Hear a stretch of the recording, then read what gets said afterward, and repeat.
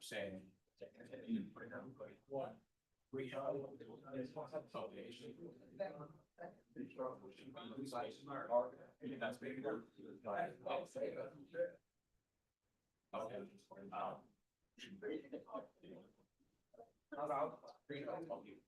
They probably said where is yeah, right on my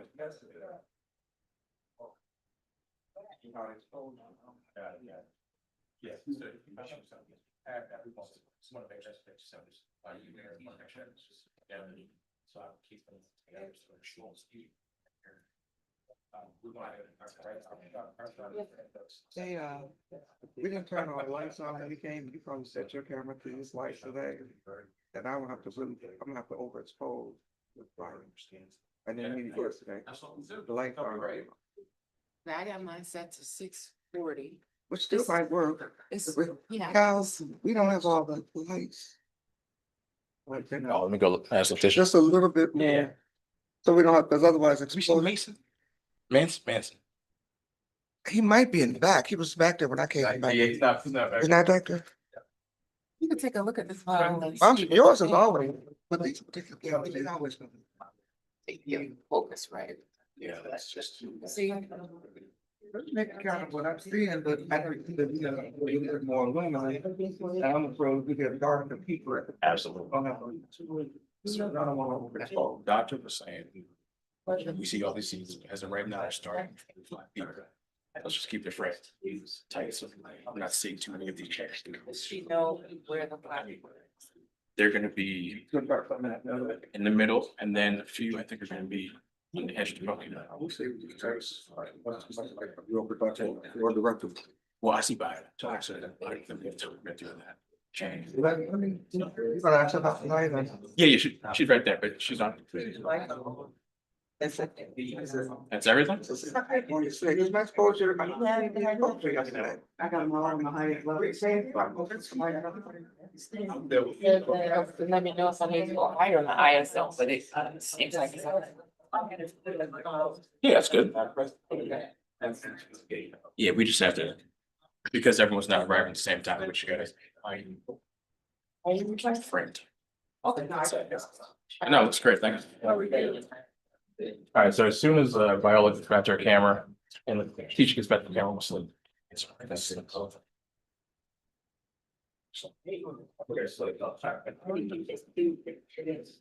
Absolutely.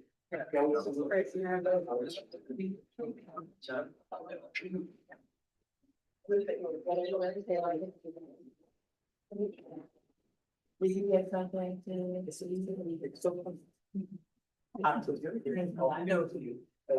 What else? You're very right. Just said it. Keep on going. Working on it.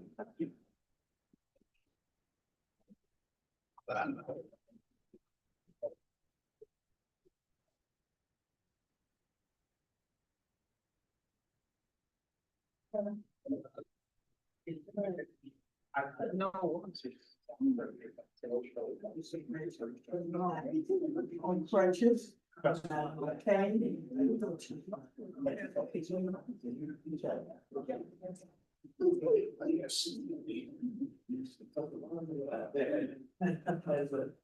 in case.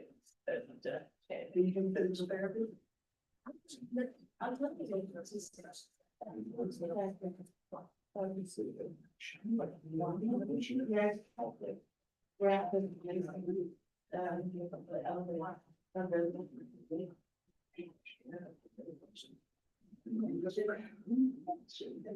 That is the medicine.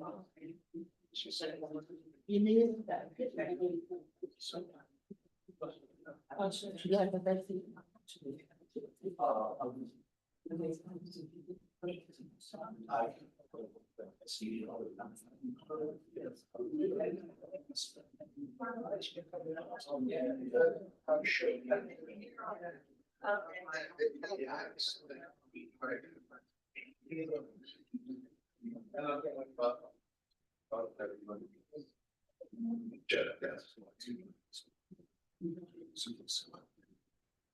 Good morning. Morning.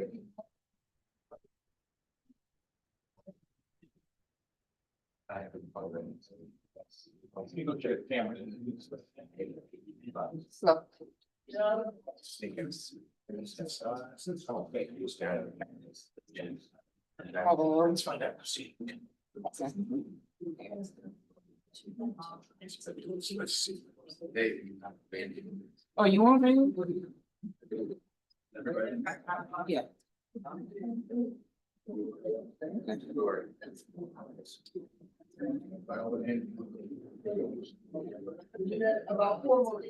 Who's my? You're saying the market.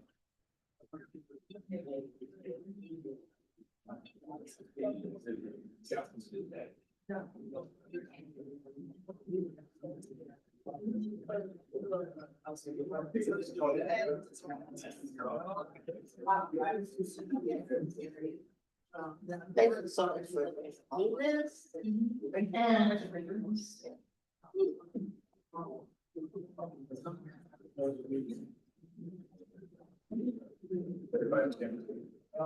I'm not so.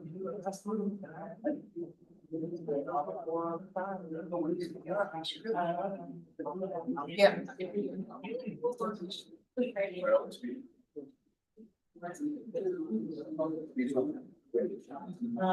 You want some water?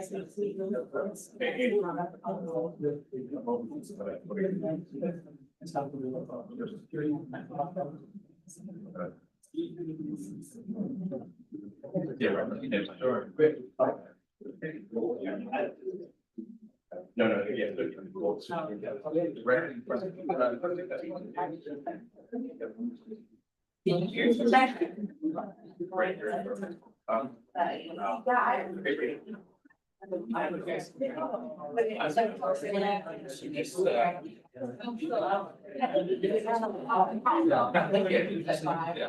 Yeah, yeah.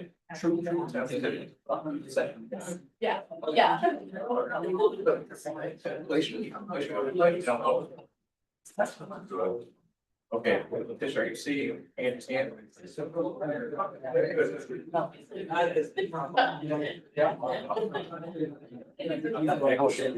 Turn to your. Okay.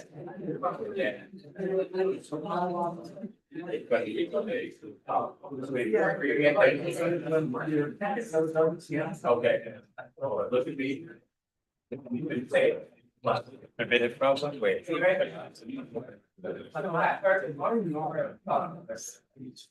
Safer than they go to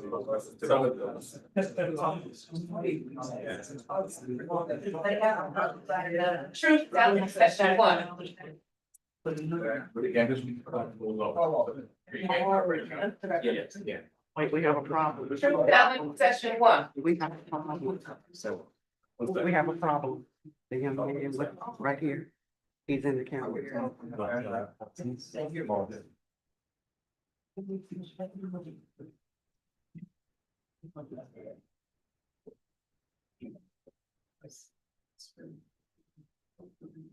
Yeah. Give me some. We can't have a shut down.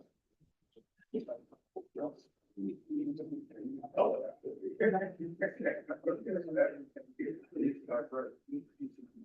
Yeah, yeah, I know. No. Listen to me. No, you don't have to get out. You gotta come down. Oh, you don't have to get out. And then.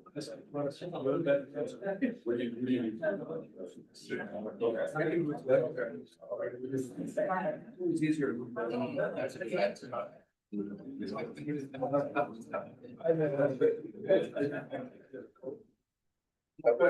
Okay, Andrew.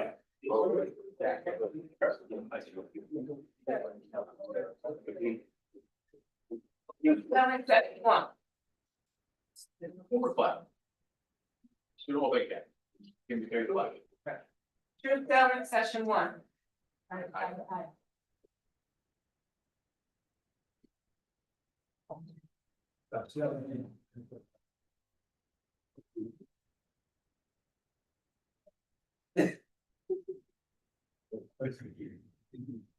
It's an eternal pain.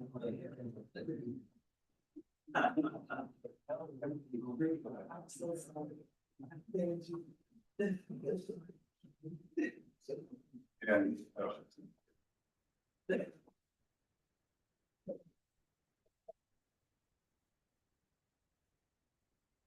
Good morning. Morning. We stand here with a vision for a beloved community yet becoming. And we are so honored to welcome all who are here in person and those who are here virtually. I am Reverend Dr. Ivor Carruthers, and I'm privileged to serve as the Executive Director of the Center for Reparatory Justice, Transformation, and Remediation at McCormick Theological Seminary. And I am also General Secretary Emerita of the Samuel DeWitt Proctor Conference.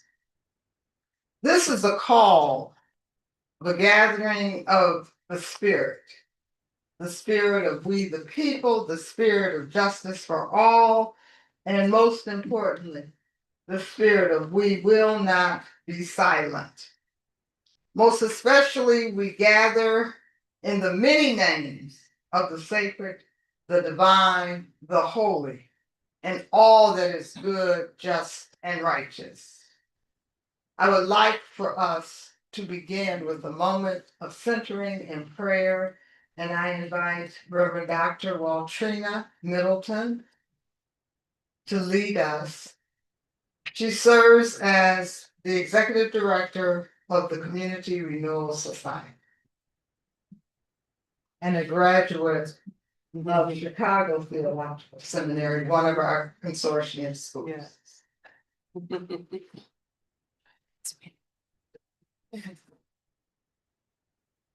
Shall we take a posture of prayer?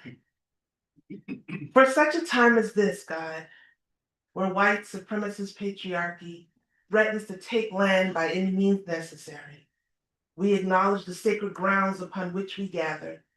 We honor the sacred disinherited people who were the first and indigenous to this land. For such a time as this, O God, when land is illegally occupied, natural resources are exploited, and its people are stolen, we acknowledge the stolen people of the Great Ma'afa forced into enslavement on this land. For such a time as this, O God, where we are global witnesses to genocide, cultural lynching, and global crimes against humanity, we call upon the great cloud of witnesses to offer us strength, courage, and faith to be the prophetic voices and witnesses in the wilderness today. For such a time as this, we call upon the God of the oppressed, the God of the disinherited, the God of love, the God of good, Renee Nicole Good, Silverio Gonzalez, the God of we, the restless, who still believe in freedom. Oh God, guide us in this place, in this work, in this great commission for such a time as this. In the wisdom of the old Negro spiritual, lead me, guide me along the way. For Lord, if you lead us, we cannot stray. For such a time as this we pray. Amen. Ashe.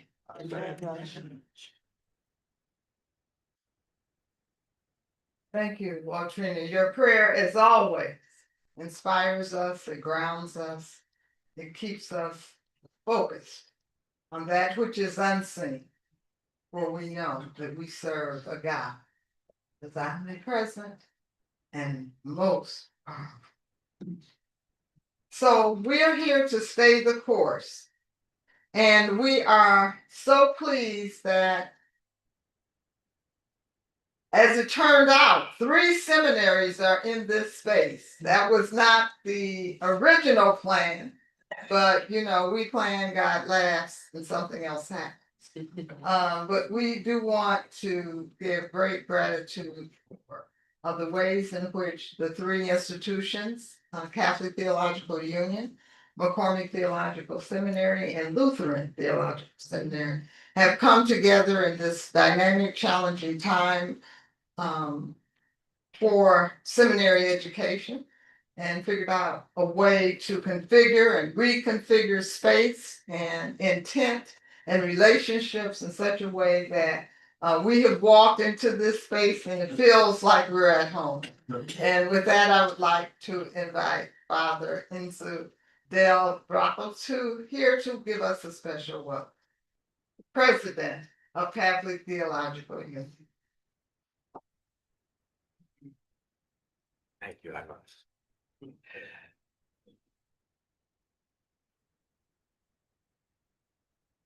Good morning, everyone, and welcome. Welcome to Catholic Theological Union.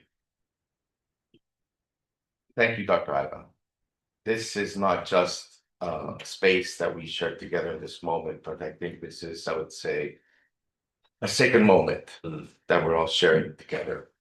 As we enter research for truth, it is a sacred space. It's where you take off your sandals and you walk in humility and accept what is about to be revealed. And not always, we know that in God's revelations, they're not always fun. It's about accepting the revelation that is being made through each one of our brothers and sisters. Welcome to CTU. This graduate school of theology is rooted in the city of Chicago, and we believe, and we always believed here since 1967, that theology must be lived, public, and responsive to the realities of sharing people's lives. Faith does not exist apart from the world. It engages the world with honesty, compassion, and courage. Our commitment to justice, reconciliation, and the dignity of every human person is not an option. Our tradition calls us to listen to voices that have been marginalized, to confront systems that cause harm, and to seek transformation rooted in truth. And so therefore, hosting today this commission reflects that commitment and our belief that truth-telling is sacred work. In a recent address to the diplomatic corps of the Holy See, our Chicagoan alumni, the Pope, Leo XIV, reminded the world that truth and language are inseparable, that our words must remain tethered to reality and to charity, and that clear, honest language is essential for authentic dialogue and peace. And in a world where words are sometimes twisted, weaponized, now lies have become alternative truths, the Pope calls us and reminds us, probably why we're gathered here, to tell the truth about harm, to restore meaning to our words, and to honor the dignity of every person. What happens in Chicago matters everywhere. Because what affects one single person affects everyone. The commitment to transcribing and videotaping these hearings and to sharing them beyond this room affirms that these stories matter. They matter to our communities, to the nation, and to the moral conscience of our public life. Therefore, I want to express deep gratitude to the Center for Reparatory Justice, Transformation and Remediation at McCormick Theological Seminary, and the Samuel Dwight Proctor Conference for convening this work. As institutions and leaders rooted in faith, we share responsibility to bear witness, to pursue repair, and to accompany communities toward justice and healing. Thank you to the organizers, to the commissioners, to the witnesses, and all who are participating. May these 2 days be marked by courage, care, and truth. And may this work help move us closer to the just and democratic future to which we're called. Welcome to the Catholic Theological Union, and welcome to this vital work. May God bless you all. Thank you.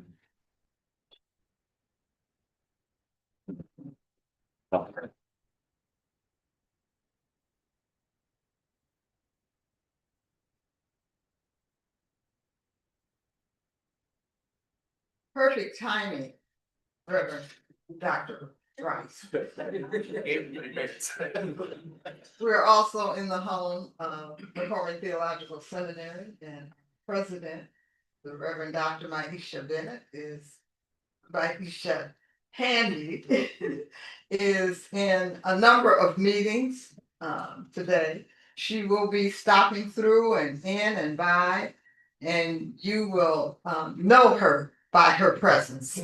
But in the meantime, we have asked, and she has asked, that her special assistant, Reverend Dr. Derek Rice, welcome us.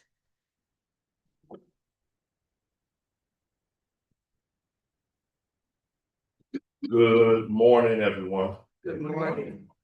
On behalf of the Reverend Dr. Maisha Handy, President of McCormick Theological Seminary, we greet you in the name of the one who orders our steps.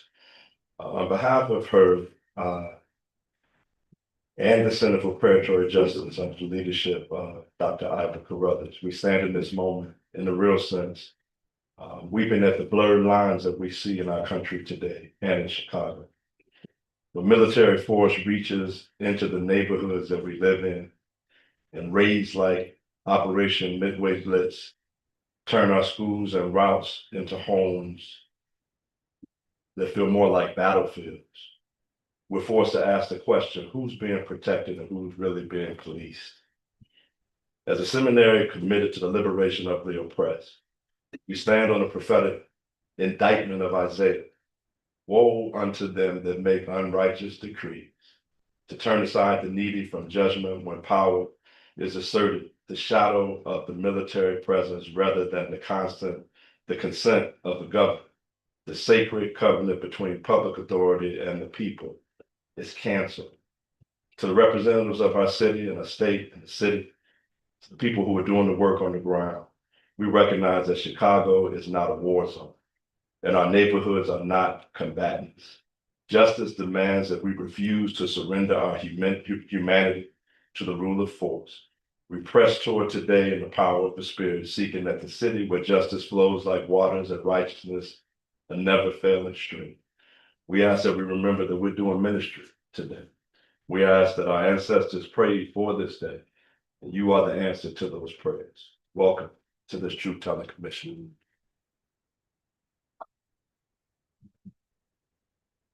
And now, Reverend Damian Dirk, the General Secretary of the Samuel DeWitt Proctor Conference. And that sounds real good. Come on, Brother. Good morning. Good morning. We gather this morning, obviously, with the fresh residue of the King holiday still in the air. And of course, Dr. King's 17-year-old granddaughter, Yolanda Renee King, said that she appreciates the commemorations and appreciates the celebrations that are in honor of her grandfather. But what she also said was that she is committed to, along with being in community with those who are committed to fighting for what he stood for and standing by those who continue to find themselves navigating regimes of oppression, dehumanization, and marginalization. So she says, while raids are wonderful, she said her, as well as those in her age demographic, are committed to continue to pursue justice, to love mercy, and to walk humbly with God. And of course, as we gather in this unique city, as she stated, she knew her grandfather as a truth teller, a prophet, as well as a justice seeker. We gather in a city that is known for producing truth tellers, justice seekers, and prophets. We gather in the city of Chicago that reminds us of the transformative and truth-telling work of Ida B. Wells Barnett, one who was willing to put her life on the line to highlight America's toxic political engagement in lynching Black bodies. We gather in the city where Chairman Fred Hampton was murdered and slain, as this year marks the 60th commemoration of the Black Panther Party for self-defense. And then, of course, we gather in this city of truth-telling, prophetic utterance, and justice seekers, the home of Reverend Dr. Jeremiah A. Wright. one who has been and continues to be a truth teller, offering a counter narrative in the midst of narratives that seek to other folks, that seek to marginalize folks, and that seek to minimize the agency and human dignity of so many. So, of course, as been said, this is a work of ministry, and we look forward to that which God will share in this time, and we look forward to the ways in which the Proctor Conference will continue to share these testimonies, share these reflections, as hopefully this truth that will be shared here today will continue to serve as a light and a lamp for paths of liberation and transformation. Thank you so much for being here.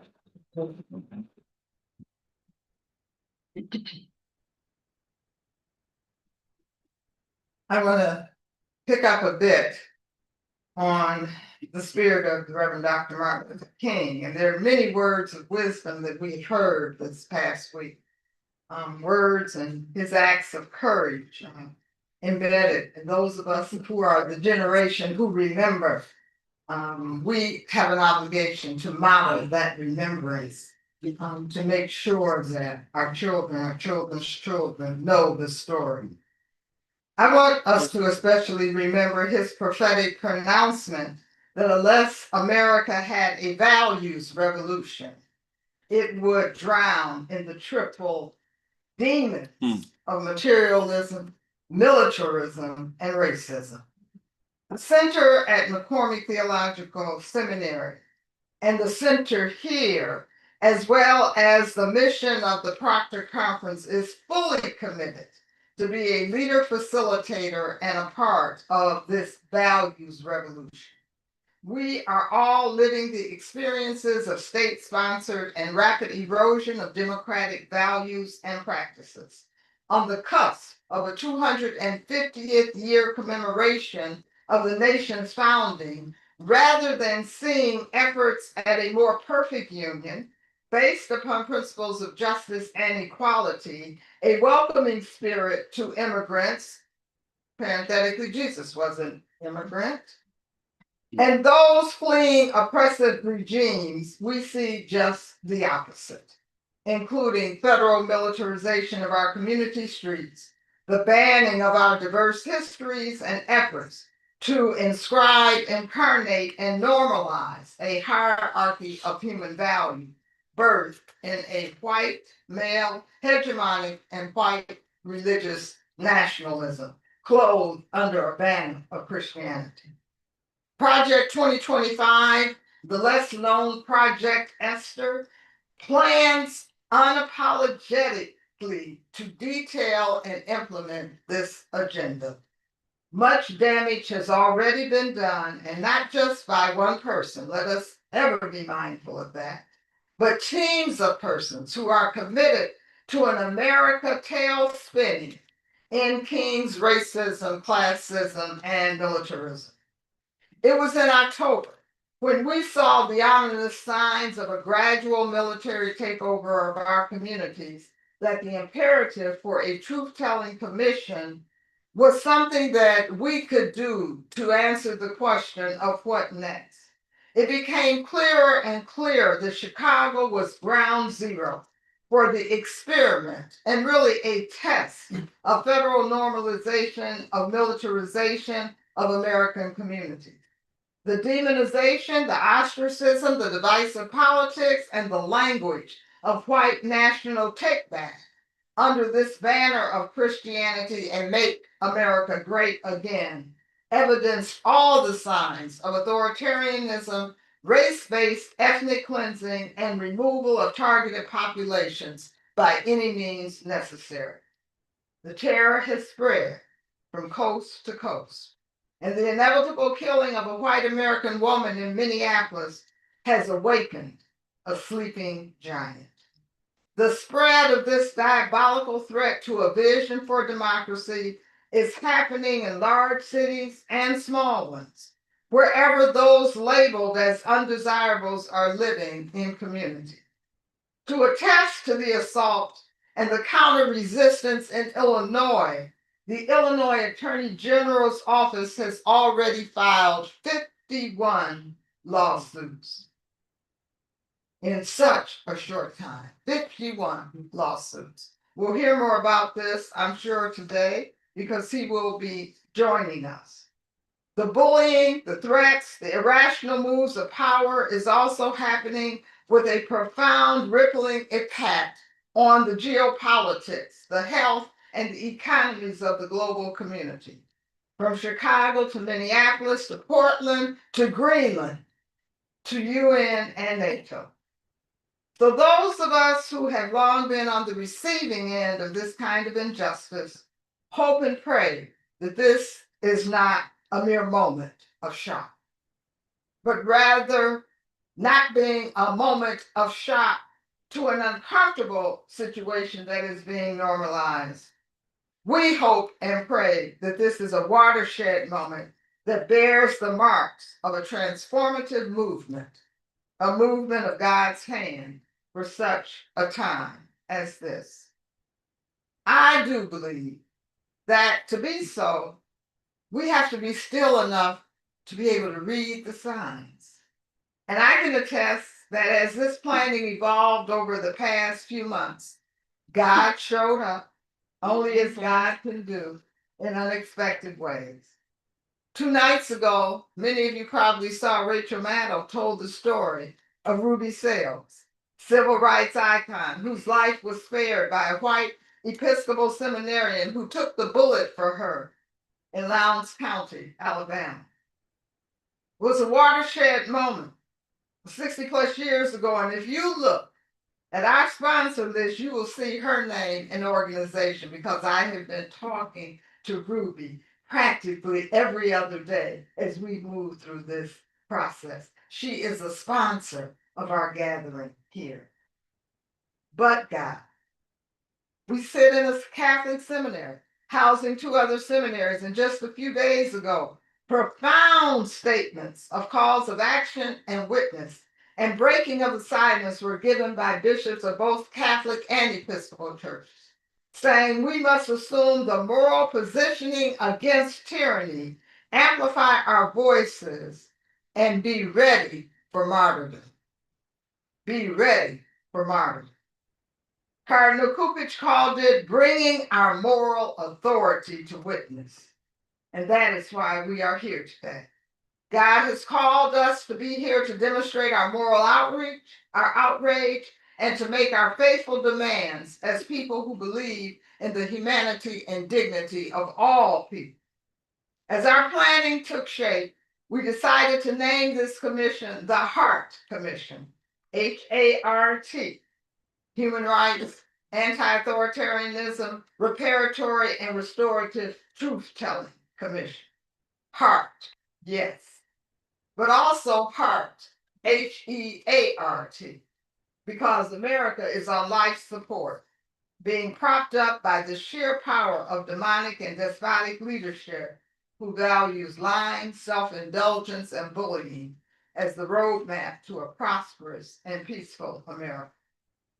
So if we're going to get out of this profound crisis and watershed moment, we in this room know that America needs a heart transplant, a winning revolution of values built on justice and righteousness.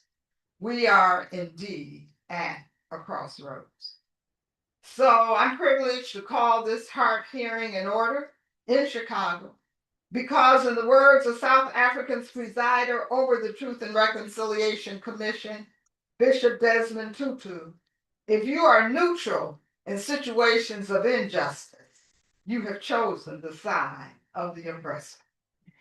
And we call this HART hearing in order in the words of our beloved ancestor and activist Ida B. Wells, who proclaimed, the way to right wrongs is to turn the light of truth upon them. We have curated and created this sacred space for the hearing and the listening, the testimony and the witnessing, the lament and the hope.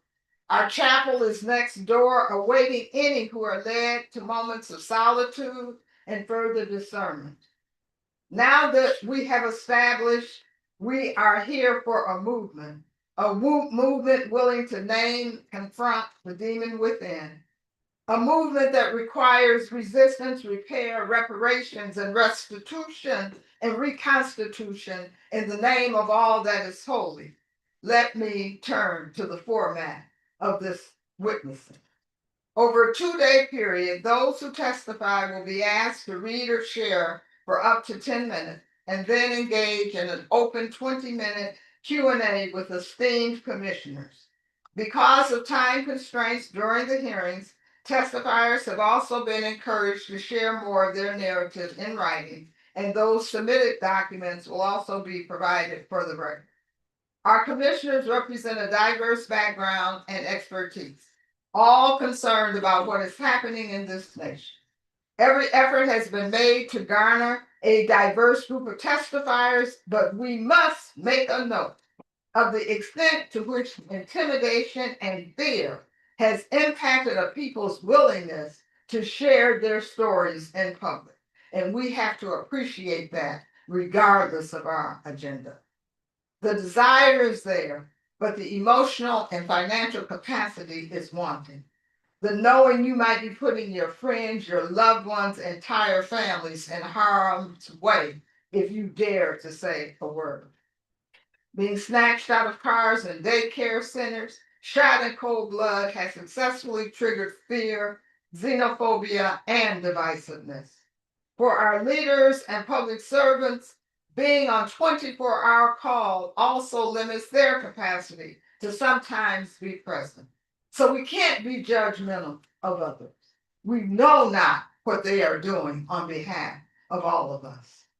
Therefore, know that the disclaimer, the program is subject to change because of the various nature of the struggle.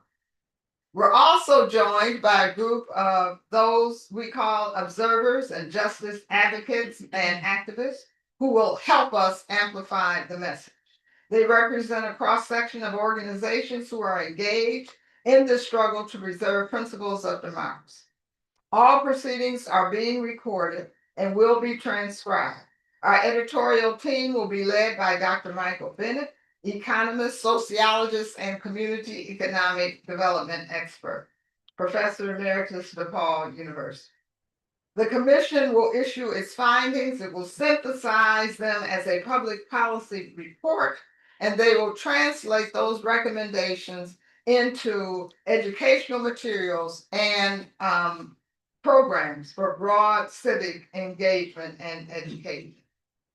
Now, before I take my seat, I want to officially acknowledge our donors, and the program partner, Nehemiah Trinity Rising, Ruby Sales, and Spirit House, the reparations actions, and the Samuel DeWitt Proctor Conference. I want to acknowledge the seminaries and our commissioners for the time you have taken to support this, and certainly those who testify for the time they have taken to share their story.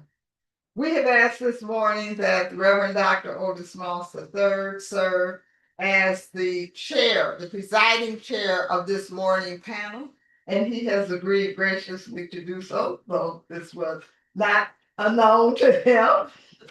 We are expecting Teresa Cordova as well to join us, and there are some commissioners we invite you to please take your seats at the table now, who are presently in the audience. At the end of the day, we hope to be stronger because we know all of our humanity is dependent on our being able to see and acknowledge the humanity in others. May it be so. And now I turn it over to Dr.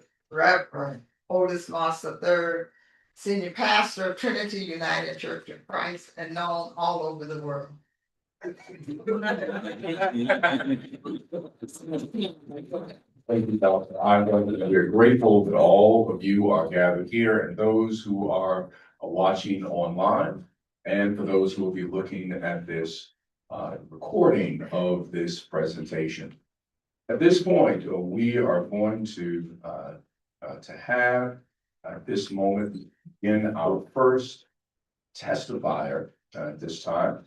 And I'm going to ask that Stacey Davis Gates would come forward at this moment. as she is the president of the Chicago Teachers Union and will be sharing about the impact on labor and the impact upon children as a result of what we are witnessing nationally.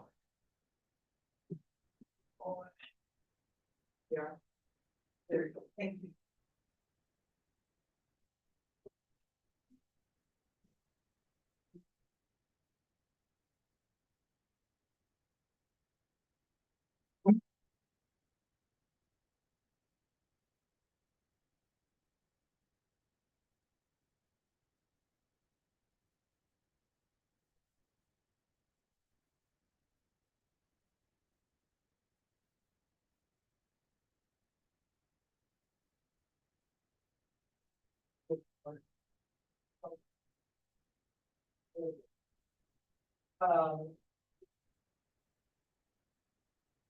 Try to run two things. I'm trying to respect your time. So I wrote my phone, so I can see the clock. Cause I understand it. Thought to,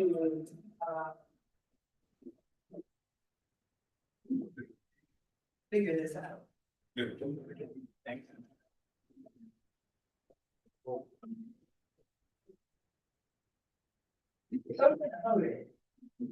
So good morning. Good morning. My name is Stacy Davis Gates. I am the president of the Illinois Federation of Teachers and the Chicago Teachers Union, where I represent over 100,000 high school, early childhood, and elementary school teachers, paraprofessionals who are school assistants, teacher assistants, school clerks, restorative justice coordinators, social workers, school counselors, school nurses, and other support staff.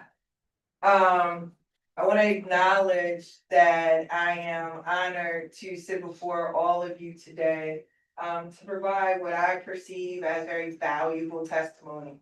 As a high school history teacher, it is the transcripts of convenings like these that help students that I have taught and students that are being taught in this moment, the parallels of this moment.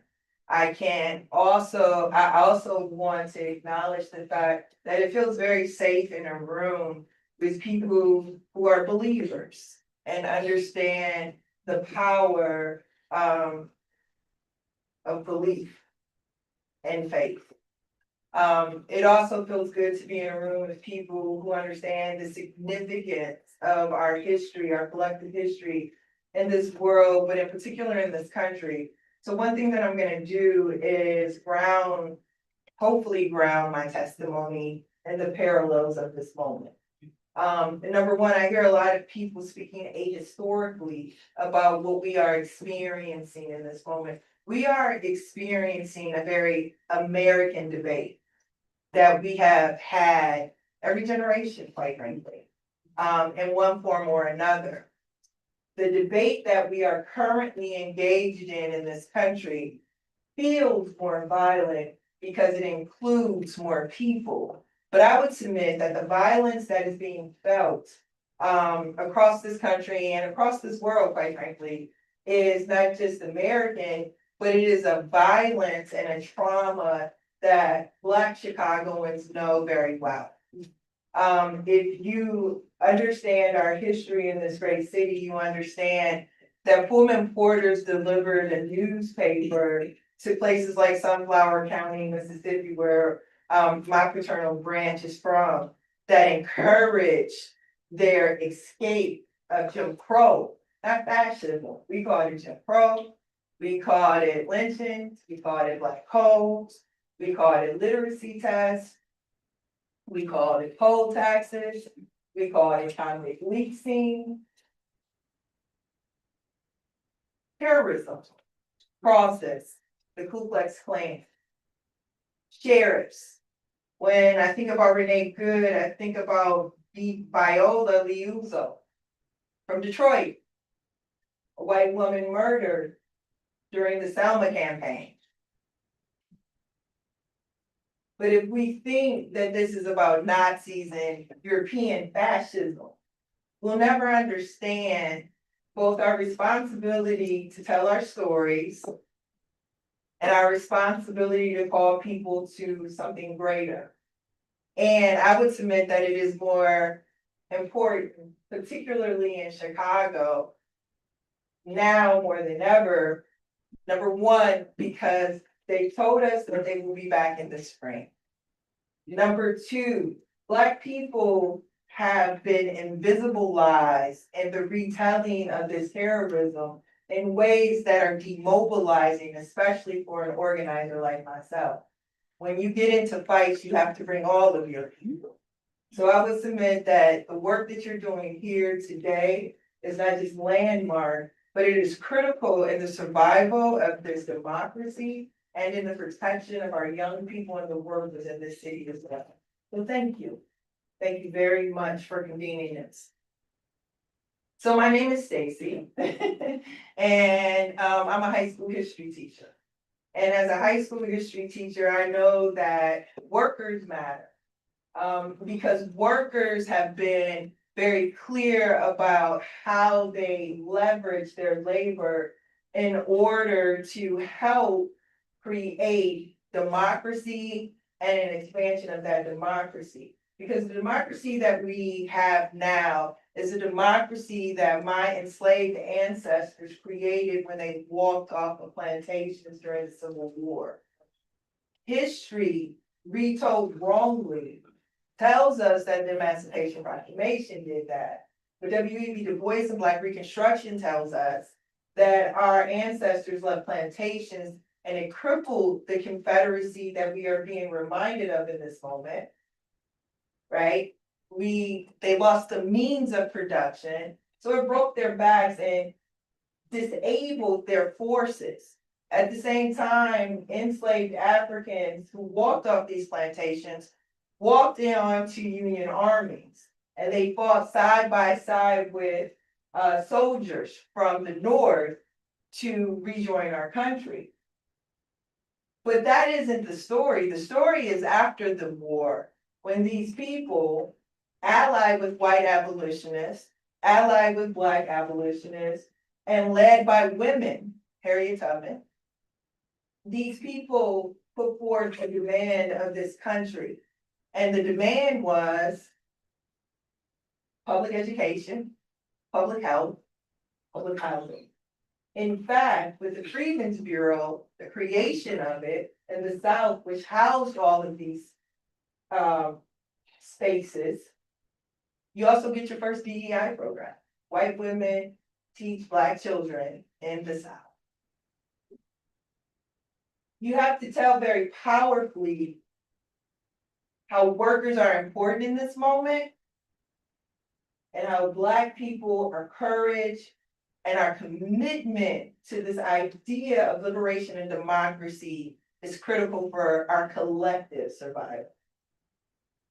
Before you get ICE, you have John Burge on the south side of Chicago kidnapping Black men and separating them from their families and putting them in the prison industrial complex.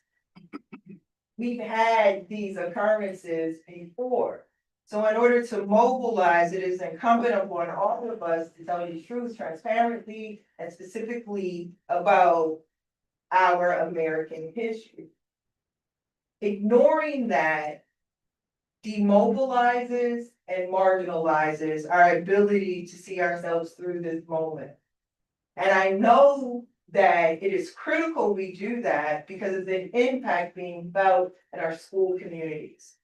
When Trump was president back in 2016, we began to see a decline of student attendance, especially in areas where Latin families lived and in immigrant communities, because in Chicago, immigrant communities also include Black people too, Asian people too. And so we began to understand the decline of that attendance. Families were scared. So when we went to the negotiating table in 2019, we took our students and those families, and we negotiated the sanctuary clause in our contract, which mirrors a lot of the language in the ordinance that has been passed and implemented and enforced, I might add, in the city. What that helped us to do was to create capacity within a very big bureaucracy to train people on their rights and how they exercise those rights to protect young people, right? We used our collective bargaining agreement to create the capacity to protect people. What has ensued thereafter is something that I think is worth noting. We have sanctuary teams in our school communities. People are trained to figure this out. And yet, we still have families that have to create walking school buses to get children back and forth. We have mutual aid societies that are forming to make sure the groceries are delivered, that homework is picked up. Because even with the walking school bus, I have members everywhere, from East Aurora to Franklin Park to the Pilsen community who are afraid to leave their homes. It is the coalitions, the sanctuary teams that help to make it a little bit better. What does that mean? It means when these people come back, that my members at Funston Elementary School who were tear gassed, my members at Washington High School who were tear gassed, are going to have to figure out how to do two things: educate our children, support their families, and try to keep everyone safe. And I would submit that that might be impossible if we don't figure out how to organize ourselves, not to brace for impact, not to hold each other after we see images of children zip tied outside an apartment in the South Shore neighborhood, but to figure out how to resist. And I would submit that workers are going to be key to that.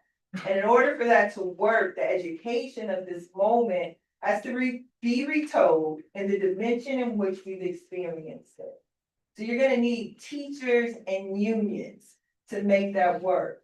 So we're willing as partners to do a few things: invite you into our work and keeping young people and their families tethered, connected, and supported in the school dynamic. And two, as workers, create the leverage and the opportunity to do what our ancestors did and to secure and expand democracy. You don't get the 13th, the 14th, or the 15th Amendments without their power, without their organizing. And I have to reiterate that that work was done in coalition, that was multi-generational, and that was multiracial, and that was also led by women. So for as much as this is a retelling, they tear gas folks, our attendance goes down.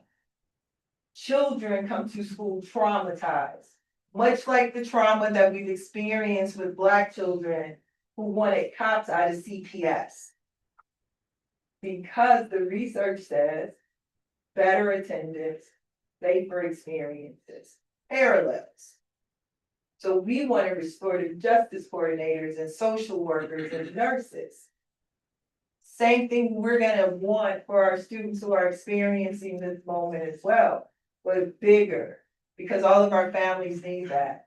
These children leave their homes and they go back to communities and they go back to neighborhoods. These communities have been traumatized. So we're just calling on you to do a few things with us.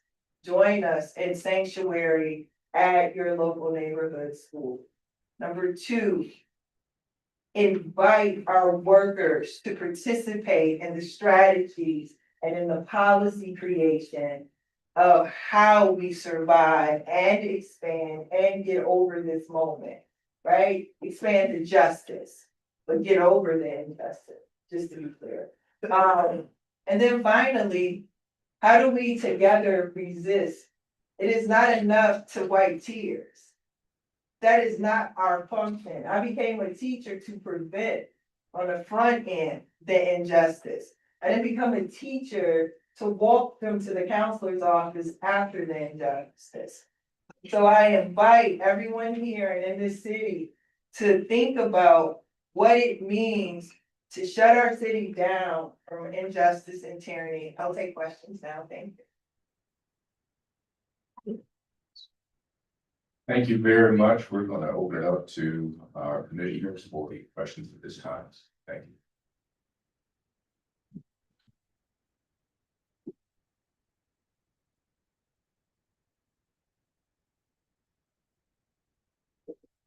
Okay, I want to say first of all, thank you so much, for taking the time and the attention and also for delivering, one of the most profound and necessary Black History Month lessons in advance for February. So I look forward to sharing it with some of, my apprentices, high school students who also need to hear that history.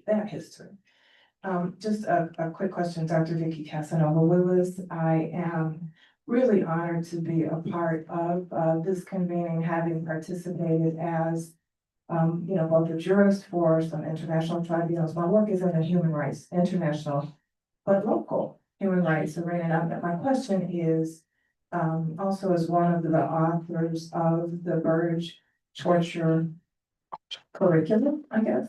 My question is how can communities, organizations, individuals be helpful in advancing the things that you are so clearly outlining that need to happen both now and next?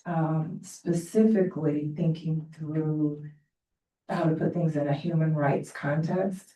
As we are helping redefine things for us and the position you're doing and talking about the sanctuary city work, which can be extended to really understand human rights cities and remedies as well. So I'm just wondering how, in a tangible way, if you have thought through, or certainly teachers, members of your walking school bus, I love and work, have thought through how we can both protect, but also continue to move forward at all ages to prevent the backlash that continues to grow. Thank you. Great question. First off, thank you for your work on the commission. We negotiated the reparations one curriculum into our contract. And we fortified that, well, that was, I think the 16 contract. And then in 25 last year, we codified it with academic freedom. I would submit that that is a difficult curriculum to get into some of our classrooms. And especially in the classrooms in the parts of the city that are suffering the most right now. Those are neighborhoods that have a strong first responder residency. And many times that curriculum is wrongly characterized as anti-first responder, instead of a lesson of how we don't repeat the past. And I would submit that having some sort of support, roundly spoken about that curriculum and how it is tied to this moment. As you know, we have a school board that is half elected, half appointed. And I know that the mayor of Chicago will be here. These are all things that we get to push on those elected leaders as well. And we'll continue to push that. But in terms of resetting this, I think that there are a number of educators right now. Teachers for Social Justice comes to mind right now about how they are creating opportunities for professional development and curriculum curation to educators to meet this moment. That curriculum is often connected. We do something very similar in our professional development wing of our union. It is called the Quest Center, of where we are trying to create more culturally competent educators. In this moment is really calling, screaming for more capacity. I hope that was responsive. Thank you.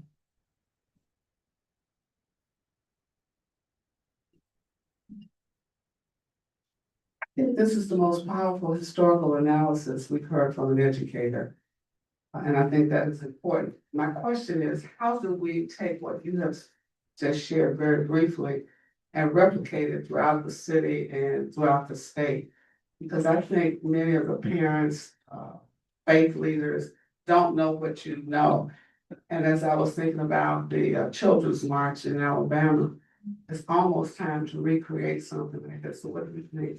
How can we help you do what you're trying to do across the state? Well, I think it's coalition. I believe very strongly in the power of those. They are very difficult to participate in and absolutely necessary. One, you as a commission should give directives. I am a firm believer in giving out homework. You should tell the Illinois Federation of Teachers and the Chicago Teachers Union to create a curriculum that responds to this moment and that connects it to the local histories throughout Illinois. And you should expect us to do it. You should tell the Chicago Public Schools that you want to see how their curriculum and their standards are aligned to help people meet this moment as well. And you should invite them to be challenged in that. We would support both things. I think number two, you said, oh, gosh, I was trying to short it down. So that's what I think you can do there. I think again, going back to the reparations one curriculum, that also should be underscored and highlighted, especially in Chicago, especially to deal with this idea that this isn't quote our fight. If you are more melanated. So I think that matters in this moment as well. Is that responsible, Dr. Wilson? Yes, ma'am. Okay. And just piggybacking off of Dr. Wilson's question, I wanted to inquire about the best practices that you have shared with other cities and communities outside of Chicago. And if there are other communities outside of Chicago that you gleaned from to help to build your models, best practice. And also with the threats to remove funding from sanctuary cities, are you able to share just proactively some of the approaches that you all have in place to continue this work, even at the threat of loss of funding? I remember, and your question does speak to it. So, Dr. Middleton, what I would tell you is number one, we're going to have to figure out what the coalition is to meet them at the airport. I don't know how to deal with a bully, both as a student and a teacher.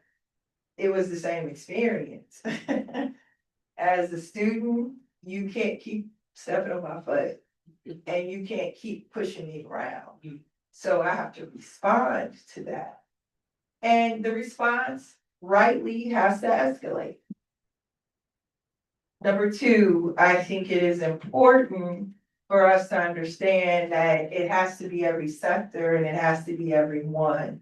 And then we also have to understand the history of it. One of the things that Reverend Jackson has been very good about retelling that lives in me is that when they went from place to place, the room was smaller than this. Everything wasn't Selma. Everything wasn't Washington. There were smaller spaces, and so we have to become comfortable with the reality of what resistance does look like in dimension. That there are big moments, but there are many more moments, and this is a moment. And the meetings and the classrooms that we go to next will be a moment. Invite us to your pulpits, invite us to your organization. And I'm not just saying the people who are elected to lead these unions, but the people who are blessed to teach our children. Invite them and hear their stories. Invite them to your pulpits. Invite them to your meetings and communities. Because what they will tell you is that this is the hardest that they have had to deal with. Because not only do they need their union contract to protect them to get the wages and the benefits and the common good, but their jobs. Because they are in the crosshairs of this First Amendment debate we're in again in this country. And that's not just in Texas, that's also in the Chicago Public Schools, make no mistake. I deal with these issues. And so reaffirming our commitment of academic freedom for people to call a thing is another thing that we're gonna have to do together because teachers are up under it. and the trauma of right now and how you live it as an individual and deal with it as a worker and also deal with it as a leader, as a nurturer and as an instructor. The complexity of that is heavy. So when you see one, give them a hug and say thank you and appreciate them a little bit because it's really hard. I think also this idea of what's being extracted from us. As you all know, Chicago is a donor city to the state of Illinois. For every dollar we send back, we get about 60 some odd cent back here, right? So we subsidize the state of Illinois, much like the state of Illinois helps to subsidize the United States of America. I know we only get 63 cents on the dollar back from the feds, and even that is being marginalized. You've seen the stories, after school programs. We're suing through the A&T right now to restore that. You're also seeing the dismantling of the Department of Education. This is the richest cabinet of billionaires to ever run this country in the history of this country, right? And so they are defunding the public good in order to finance the war on Minneapolis. The same one that they are roving around the country and have promised to return to our neighborhoods. Funding is critical. And so what the ask is we're gonna have to figure out how billionaires in the city of Chicago and the state of Illinois who got a tax break from Donald Trump can put a little bit more into the pot right now as we all try to survive the moment where our after school programs are disappearing, where healthcare is going to be marginalized, where children who are already hungry are gonna come back hungrier, and our school breakfast and lunch programs are imperiled by the whims of this administration. This is an all hands on deck moment. Just because we haven't already doesn't mean that we cannot right now. So I would say that our governor, our Speaker of the House, and our Senate President are gonna have to be unprecedented in their leadership of this moment. Everyone is gonna have to. My leadership is gonna have to be unprecedented in this moment. I'm gonna have to tell my members, what is democracy and safety and support for your young people worth? Is it worth sitting down? Is it worth standing up? Thank you so much for your testimony today. We appreciate you and the work you're doing across the state, not just the city. As we prepare for a transition, I see that President of McCormick Theological Seminary is with us, Dr. Maisha Handy. We're so grateful that you're here. If you could just give a few remarks, we just are grateful for you hosting and sponsoring the event today.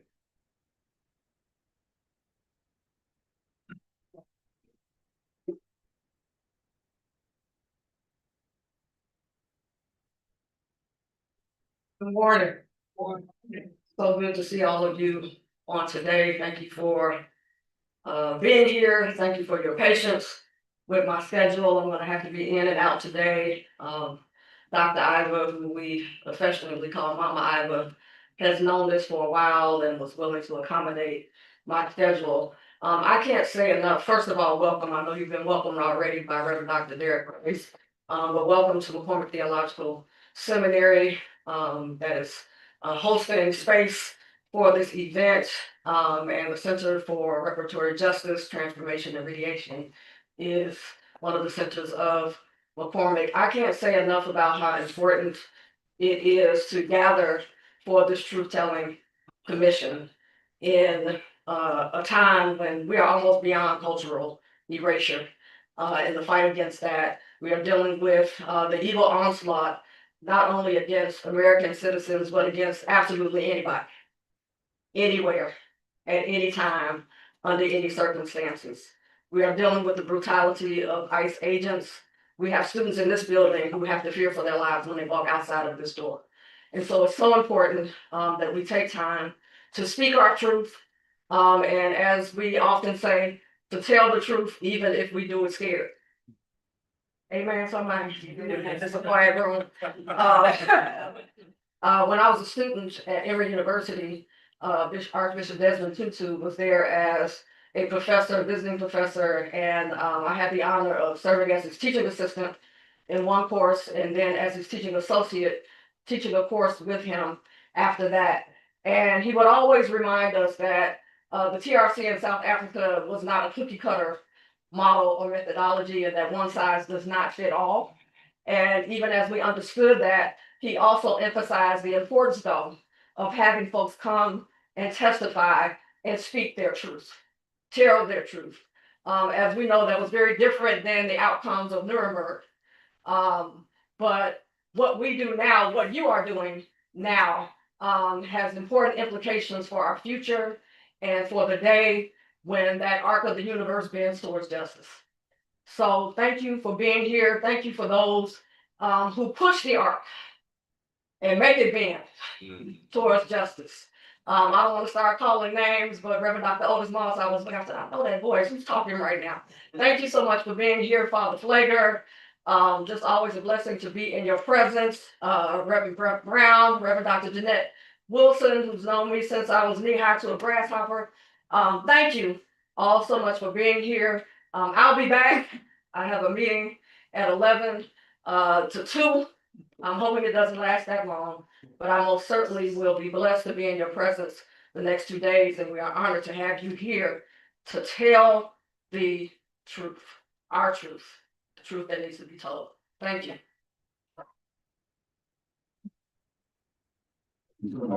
Andy, we're going to take a 5-minute transition break so that we can prepare for our next testifier at this time. If you need to take a bio break, you can run, we'll come back. You got 5 minutes. We're going to start again.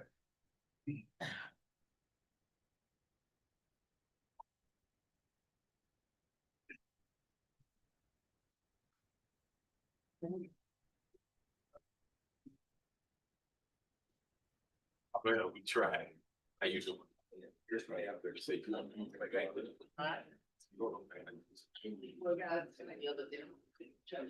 Yeah, this guy, please, this is long. I can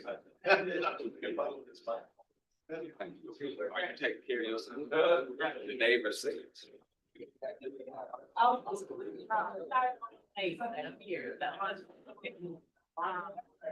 Thank you.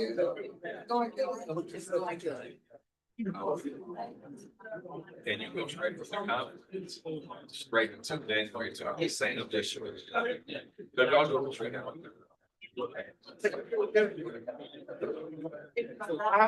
Right?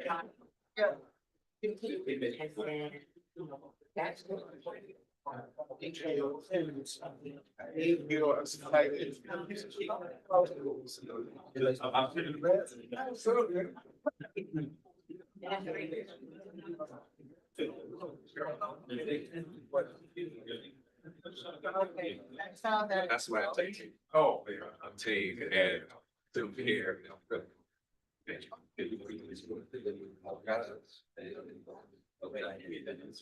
have to do. The next paragraph, right here. And then I take her. I have to do. Oh, he's.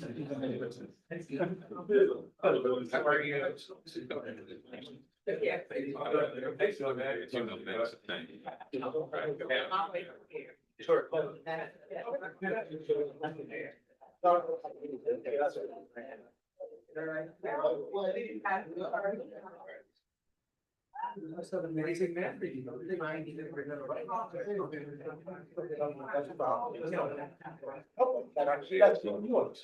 Later, I get to have a post. Yeah. Then it's going to all the time. I'm not sure. She can hold. I see how to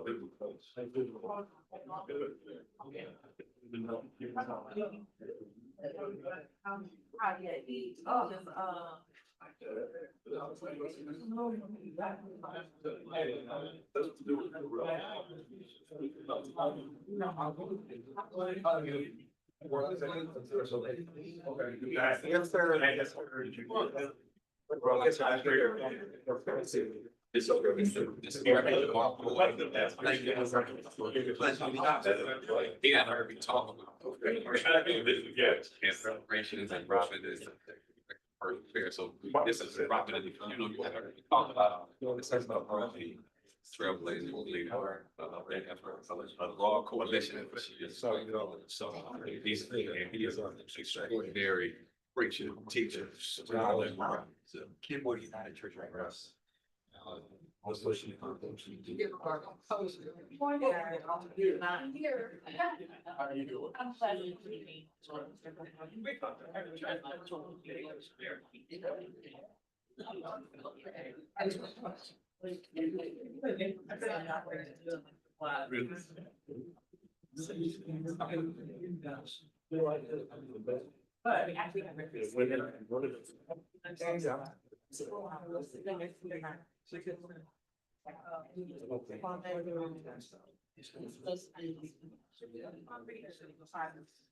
Begin in 4 minutes. 4 minutes.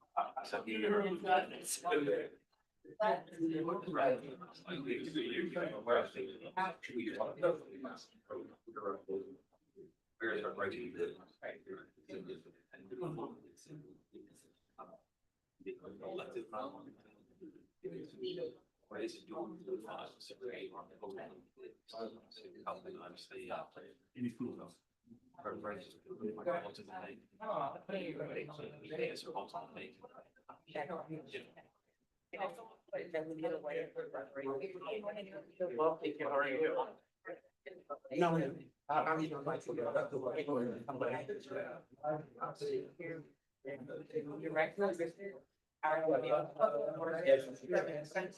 So nice to meet you. Oh, so we are on the north side, yeah. Right on that. Yeah.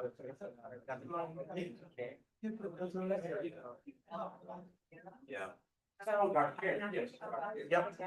Yeah.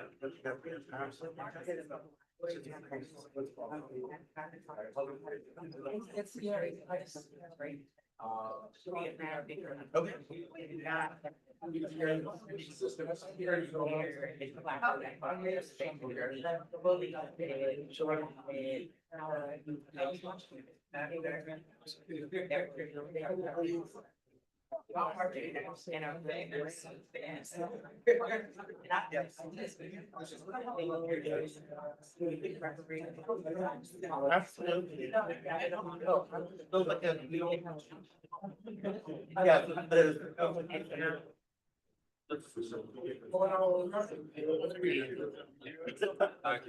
real?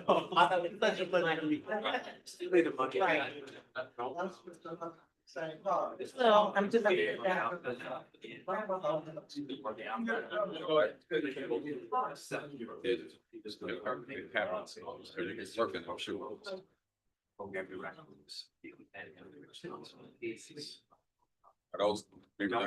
go ahead and slate. To change the shot.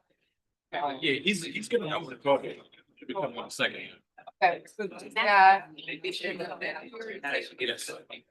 Focus on him, the other shot, all of them, just those. It was, yeah, and you were saying I kept educating my friend. Yeah. Okay. So I had to reframe it. I know you said don't reframe it, but I had to. Yeah, no, that's the system. Go with your, that's great, that's instinct. But you're saying on the left side, you see me on the left side. Yes, yes, extremely interested in that. So in between the chair and that tripod, season. Right. Okay, so I'll stay on this side. And, yeah, actually, okay. But you can just keep them the same.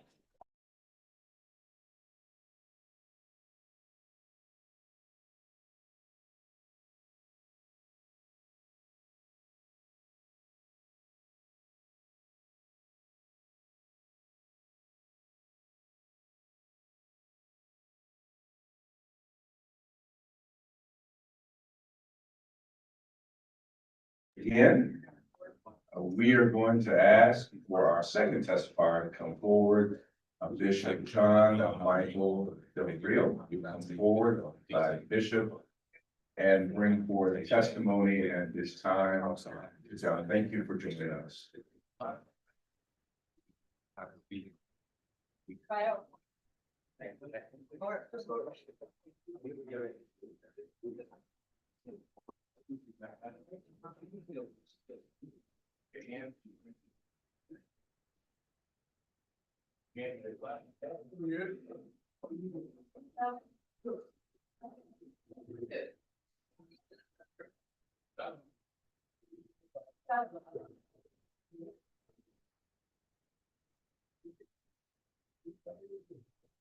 Good morning, and I find it a great privilege and honor to be before you today.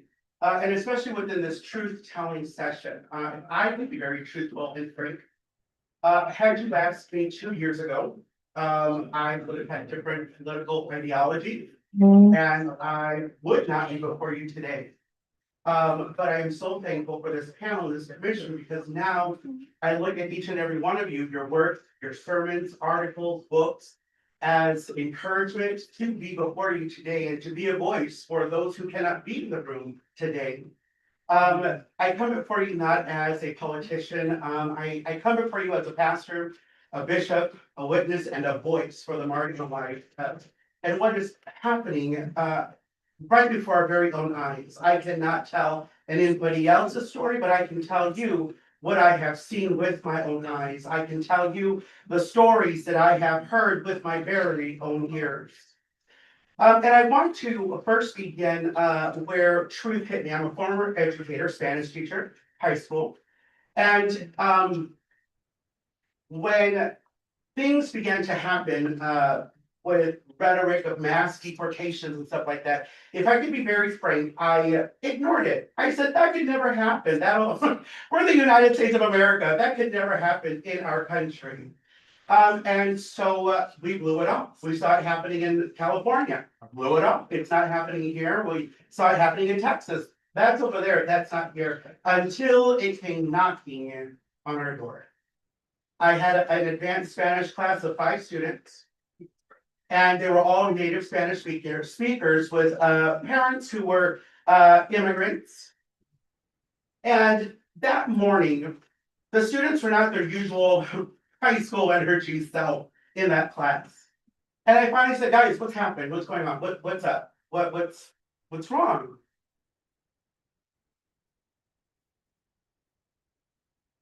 And one of the students, she raised her hand. And with her voice shaking and tears running down her face, she said, ICE is in our neighborhood. What do we do when they knock on our door? And if I could be very blunt, I did not know what to do.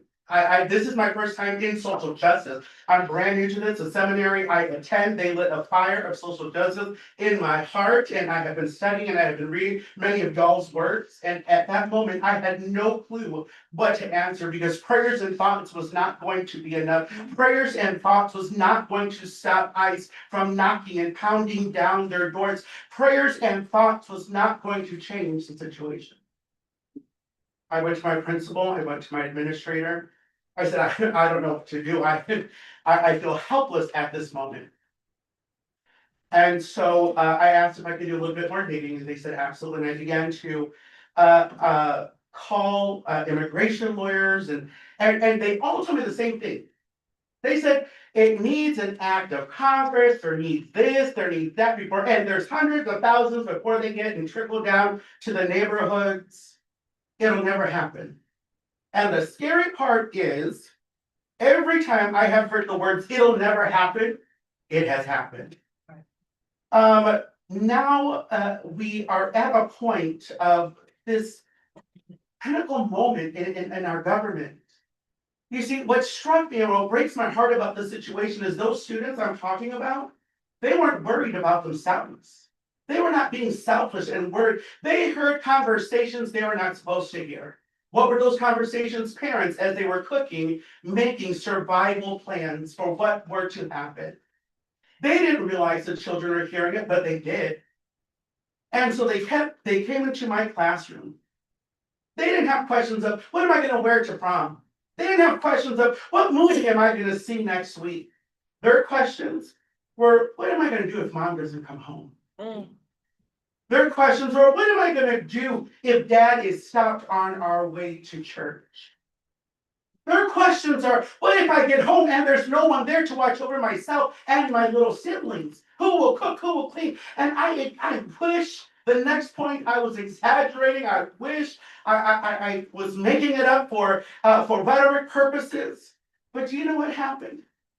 Those students, those families had bags packed and ready. They weren't bags of sports equipment. They weren't bags of things ready for a trip, a weekend trip. They weren't for fun. They were emergency bags just in case. Just in case someone was detained. Just in case someone didn't get to make it home. Just in case their lives were torn apart right before supper was served. The children I'm talking to you about, they're not reckless kids. Those 5 had over 30 college credit hours before they even graduated high school. These are not troubled students, but these children are learning fear before they learn hope. These families I'm talking about, they're not criminals. They're not drug dealers. They're cooks. They're janitors. They're caregivers. They're landscapers, they're factory workers, they're churchgoers, and these parents, they wake up early, they work hard all day, they work long hours, they work in rough conditions, they even pay their taxes, and they come home tired, but proud because of an honest day's work. They believed in the promise of this country. They came not to take, but to build. I am what you see before you. When I was born, my father was working in a field. My mom called my aunts to take her to the hospital, and while my uncle went to the field to go look for my dad to let him know that his incredibly handsome son was being born. Okay, that's a little too hard to laugh, y'all. Just not kidding. But that son of a migrant worker, I hold a PhD. I'm working on a second master's to work on a second PhD in Latine liberation theology. All right. And they came to build. And yet we have turned them into political pawns. Funny, isn't it? We celebrate Taco Tuesday, Margarita Monday, but wait until the restaurant is about to close and detain the same exact people that just served us. We benefit from their labor, but we refuse to see them as people. This is not justice. This is hypocrisy. And it's so interesting. I was at a pizzeria, one of the well-known pizza places here in town, and I was sitting there with a dear friend of mine who was visiting me from Mexico, known for many, many years, and I have never in my life been afraid to speak Spanish. And because he was from Mexico, we were there talking, eating the pepperoni pizza that had just come out, and we were just talking and celebrating, excuse me, life. And then something happened that I thought would never happen. ICE came around the corner from where they were eating it in the same establishment. My heart sank. He was talking to me. I said, shut up and stop talking. He said, what is wrong with you? I said, get up and let's go. Well, that was fear that gripped your heart. Yes, it sure was. Because now I fit the profile. He fit the profile of who they were looking for. They were, even though they were not there for enforcement and they were there to just eat, in that moment, fear entered my heart in a way I wish I could explain it to you. My stomach dropped. My chest began to grow tight. And it was because I didn't know what could happen. I didn't know if staying seated was safe. Nothing happened, thank God. But something had already been taken from me. There is something that is being taken from my community. There is something that is being stolen from my community and their children. And that is hope. They are trying to steal the hope of the immigrants. They are trying to steal the peace and the joy that this country is supposed to offer. And if I, a US citizen, a bishop, a pastor, felt fear simply because of presence, what do you think our immigrant siblings feel every single day? This is the America we are living in now, where fear does not require action, it only requires proximity. Now I speak as bishop. It's interesting, we don't have many churches. We're very ecumenical and we fellowship with churches across the nation. And we have seen attendance decline. Not because people are losing their faith, maybe losing faith in the government, but not in God. Not because people have stopped believing, but simply because they're afraid to leave their homes. One of my churches, they had to go fully online. The pastor showed up and there was no one there. She said, "What is happening?" And because ICE was so strong in that neighborhood, they were scared to leave. Think about that. In our own communities, people are afraid to leave their home. When people are afraid to worship, we're no longer talking about immigration policy. We're talking about human rights, freedom of religion, freedom of assembly, freedom to exist without fear. We must stop using immigrants as political pawns, and we have to stop reducing them to just being talking points, and stop turning our immigrant families into leverage, because the cost is too high. Please hear me. The cost is too high. Families are being torn apart right in front of us.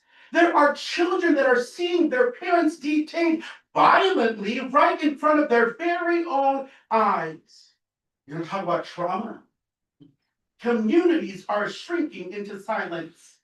Fear is disciplining people more effectively than any law ever could. And now, when fear becomes normal, democracy erodes quietly. I want to end, and I'm a preacher, so that's like the first time you'll hear that, right? Something shook me to my core. I was reading accounts of families being torn apart, about government officials busting into doors in the middle of the night and kidnapping people. Children going to school and coming home to no one there. And I thought, poof, mother's gone, father's taken, no warning, no goodbye, no closure. If I'm very honest with you, I thought I was reading something from a historical document, a historical narrative, something from the Holocaust. It was the United States of America 2025 headline. When language of history's greatest moral failures began to describe our present, friends, we are standing at a crossroads. This is not who we are. This is not the America who claims to be. America is supposed to be a place, Chicago, Indiana, we're supposed to be a place where families are protected, not fractured, where children are protected, where they're safe and not trying to survive, strategizing for survival, where freedom is not just a word, but it is a lived reality. Patriotism, friends, is not blind loyalty. Patriotism is moral courage. Patriotism is loving this country enough to stand up and yell and tell the truth when it is losing its way. I don't know what news you have seen, but we're losing our way. Communities. I know a family, they don't even turn the lights on at home so that people will not know that they're there. In America, in Chicago, please let that sink in. We cannot sing about liberty while families live in fear. We cannot pledge allegiance to justice while children prepare for disappearance. We cannot call ourselves free while entire communities are afraid to step outside. The question before us not only is what must stop, but what must be restored. Friends, history is watching us. Children are watching us. And one day they will ask us, as they're listening to this recording and watching it, reading about the findings, they will ask each and every one of us, what did you do when fear became policy? What did you say when families were torn apart? How did you react when America had to choose between power and compassion? Right. What did you do? Because silence is an answer. And I want to be able to say, I don't know about you, we chose humanity. We chose dignity. We chose courage. Because the greatness of America has never been in its force, it's been in its conscience. And that conscience, friends, is calling us now. Thank you for your time. Thank you.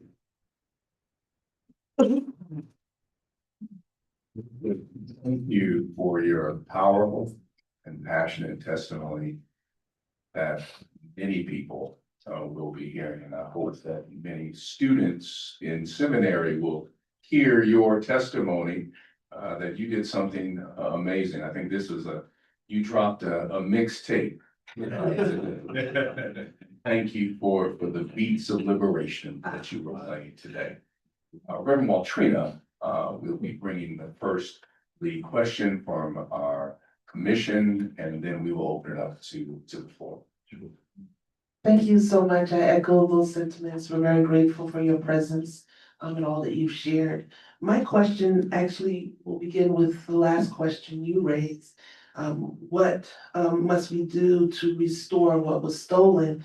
When you started your testimony, you spoke of the stories that you could tell. And then you also gave an illustration of having to stop speaking Spanish out of fear of being profiled. And you lifted up the protracted trauma of the communities that are being targeted. And so I'm curious about strategy for cultural preservation as an act of resistance. When we have so many stories that are being hidden and untold, when we have many aspects of cultural practices being threatened. Hearing your testimony brought to mind the narrative of indigenous communities here in the United States where they were forced to change their names, stop speaking their languages, stop wearing their traditional attire out of fear. It's like so with those who were enslaved and forced into labor here, lose your language, lose your religion. And so reclaiming that has been an act of resistance for these communities. So can you share a little bit about what must be restored from the location of cultural preservation as an act of resistance? Sure. And I appreciate that question. It's so interesting when it comes to the Latin community, because it has been a battle, if you will, with the language. And I was just reading an article on resistance and how restoring that cultural fully, right, to its pureness in what it was, because from the colonizer, there have been a lot of things that have mixed in. Even now, usually, if it was not below zero outside, I have even stopped within my own practice of using a regular shoe, but I've gone back to the indigenous in Mexico, we call them huarache. They're specific sandals that are used because of it is now trying to take away the demonization of what was pronounced over the indigenous by the colonizer. So even with that, when I was, as I had mentioned, even within our services, my church, we are fully bilingual. Our service is simultaneously in English and in Spanish. And our music director, I had noticed, had stopped doing more, had started to do more English than Spanish. And I was like, well, hey, what's going on? He's like, well, what if they show up?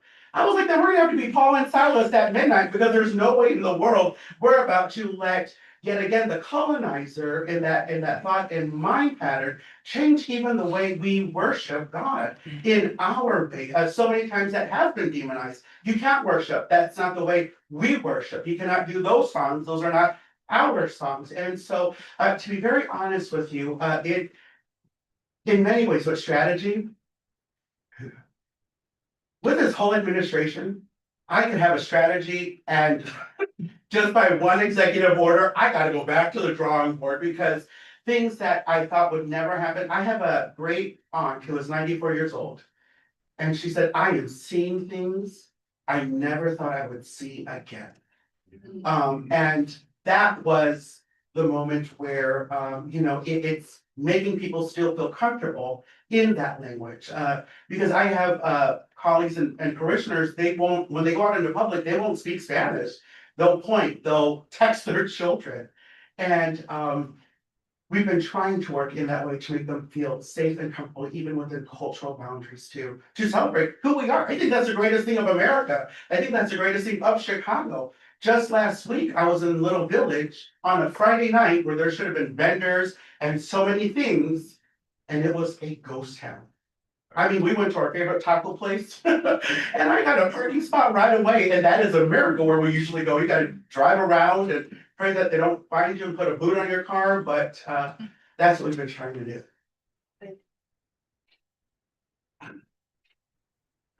Bishop, thank you so much for your words, and I'd like to try to maybe see whether or not we can connect the dots with the important and inspiring narrative that you shared.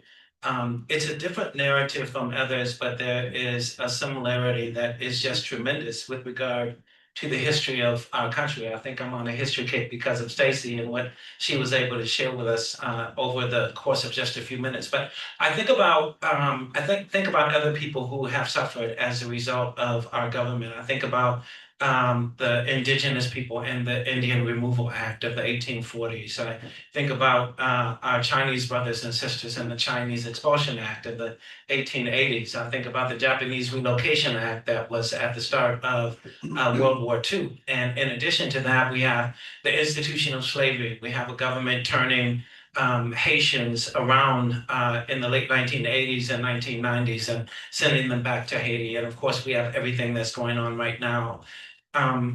These narratives are so critical because they're passionate, and the way that you're able to reach the average American, I think, is through stories. And I think that's why we have such great preachers around the table, because you all are storytellers more than anything else. I try to preach theology and can't get an amen, but the stories will go an awful long way. And I'm grateful that you're doing your liberation piece, because Gustavo Gutierrez and James Cone changed my life 40 years ago when I was in seminary. So my question is, with all of these different groups that have suffered at the hands of our government, there is a common link, and I think the link is color. And I'd like to ask you how you think you can connect the narrative of Latinx people and how they're suffering now to all of those other suffering people as well, because I think that makes the story so much stronger. Absolutely. I think, and you hit the nail right on the head, that it is the color of skin. Because if we truly look at the common denominator, even with right now what was happening, well, if we hear you speak Spanish, there are people that speak perfectly great English that have been detained. It wasn't just because they were speaking Spanish. It wasn't just because they were speaking a different dialect. It right now literally is because the color of your skin. And there are so many that are denying that. And I believe that in order for things to be restored, we have to acknowledge this is what has really happened. I think it is mind-boggling, mind-blowing to me that there are still people that deny the history of our country. To the point that the administration says, well, the Civil Rights Act hurt the white people more than anything else. What in the delusional planet world are we living on? I don't understand.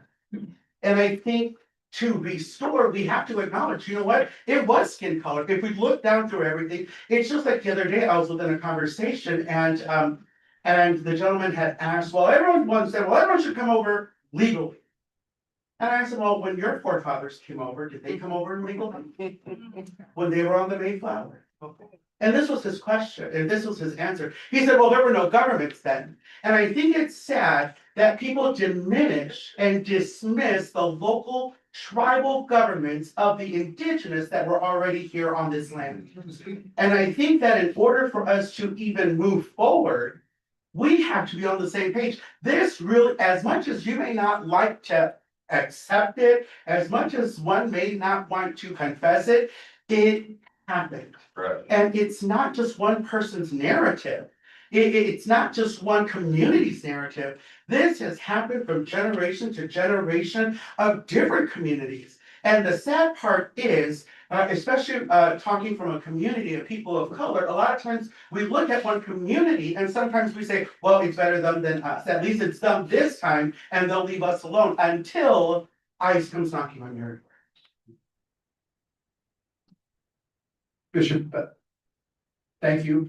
The many painful things you've shared with us, and I do feel the pain for your community. It did strike me, being an immigration attorney, when you said you called many immigration attorneys and didn't get answers. So I have two parts. One, I think part of the devastation of our democracy right now is also the devastation of due process of law. Many immigration attorneys are having trauma of their own, not being able to give answers to their community, or to show up at court with everything prepared perfectly and have them dismiss the case and their client being taken away in shackles.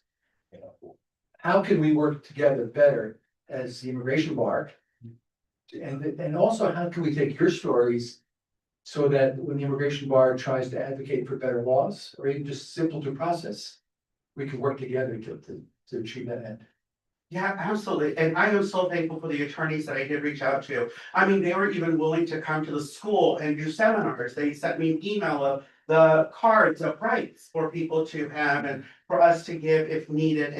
And when I went to that, when they talked to my administration, my principal and my administrator, they assured me, they said, if ICE shows up, they're not coming into the school. We have to develop process and stuff like that. And I assured the students, and that was my goal, so that they could go to school in peace. At least some of them, okay, they may not want to be in school, but at least they would be in peace. And so I say that because I felt bad for the lawyers, because everything that they told me legally was true. It was before we began to have, for lack of a better words, a dictator that was trying to move things in his way. And so when I would call it like, hey, this never happens, you know, when they're trying to represent their people in courts and immigration courts, you know, the communication is key between the attorneys. Say, you know what, and they were, hey, you know what, this is what we've been seeing go on, and this is what's happening. Let your people know this, because it was to a point, all of them told me the same thing. If ICE shows up to the door, they do not have to open. They do not have to respond. That was before ICE was kicking in doors. Right. That was before ICE started to overstep their boundaries. And so what we're supposed to do, ask, where's your warrant, as they have their tasers and as they're trying to zip tie the person. And I think that to just have that open communication, this is where we're at legally. And I mean, that's where they were at. It was just the sudden switch in law, if I can say, is what has thrown everybody off, because they're like, hey, we don't even know what's happening. We're trying to figure. I think that's where the consistency is at on this side. everyone keeps saying the same thing. We're trying to figure out what is happening. Because we try to figure it out, we try to have a plan, we try to strategize, we try to go forward, and then literally we take 2 steps, boom, we're knocked down, go back. Yes, sir, so, sorry if that was. We have a question from President Dr. Manisha Handy.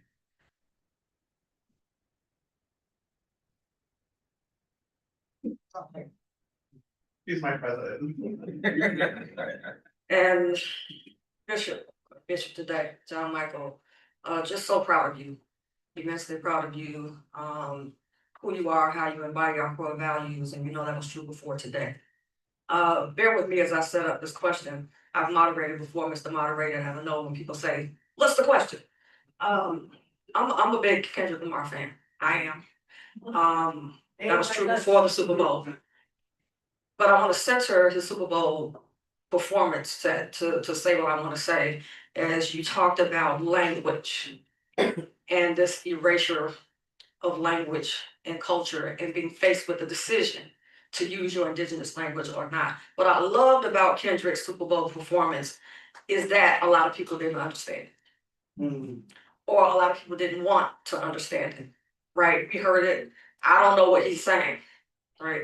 You didn't have to know what he's saying to see the symbolism of what was presented, to see the centering of Black bodies, right?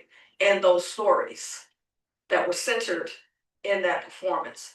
But I also appreciated that the people that hated on him, right? A lot of which were MAGA and some which weren't, again, saw the American flag, they saw the Black body centered, they didn't like it, but there was a part of me that said, he's not even talking to you. Yeah. We're talking to each other. Kendrick is talking to us and reminding us of where we are in our situation, which for me was a manifestation. He tapped into ancestral energy. Yes. Our ancestors created coded languages that Negro spirituals, right? That house messages that pointed our people towards freedom. How do you see that happening now in your community, where you can't use this language? Don't speak Spanish in this restaurant. What are the codes? Yeah. And I know might be a dangerous question given who's in the room, because you don't want to share your codes out loud. I know we've had whistles blowing and other kinds of things, but how do you see the construction of new coded languages happening among Latinx communities? Thank you, President Handy. And hopefully if I answer correctly, I can still graduate. I'm just kidding. It's so interesting, because even within the Latinx community, language has always been our thing. In many forms, and especially for us, it's kind of funny. For us, we talk with our faces. What our mouths or our voices don't say, our face will surely show it. And it's so interesting to see. The other day, when I was in a little village and I went to the bank, one of the tellers that was helping me, she had on her whistle. And the interesting thing was another teller, we were talking about it, and a lot of us in different Latinx communities, we use our mouth, we use our lips. If we're going to point to something, we pucker and we point. So I thought, where's the pen? And we'll go over there, and that's how for the person will know. And we chuckled because in this time, even with the Super Bowl and stuff with Bad Bunny and all that's happening, there are new, well, I shouldn't call them new. They are going back to those ancestral times of what they did in their communication. And I think we're still trying to figure it out because of how new it is to us, how brand new and fresh this persecution is of this community. It's not, I mean, and it's so fresh because when one is being told, well, we're just going after criminals and this and that, but yet they're detaining someone that's on the corner making tamales to sell. Now we have to find new ways of expressing ourselves and to have that language and to begin to have that sense once more. That's what we're working on. Bishop, thank you so much for your testimony. We're going to take a moment of transition for our third testifier at this time, and I'm going to turn things over to our audio visual folks who have to make some shifts. You can ask one question. Yeah. Thank you so much for that powerful testimony. To follow up with President Henry said, I'd like to ask, have you noticed any ways in which young people are using their language as a resistance to this moment? We have not, and the reason why is because for the Latin community, Spanish has always been a to some people, if I could use the word downfall, and I'll explain why. Because for many times, or for many years, decades, Spanish was never allowed in public schools. Spanish was never allowed in homes. For instance, in my home, even though my father spoke only Spanish because of the community we lived in, we were forced to only speak English. And so I didn't learn Spanish until I became an adult, and I wanted to learn, and now that I look back, it was actually my form of resistance. And so, but unfortunately, there were so many immigrants that had the thought, if you have a broken accent, you will be judged. If you speak another language, you will be judged. Not realizing that it just wasn't another language, it was the color of skin.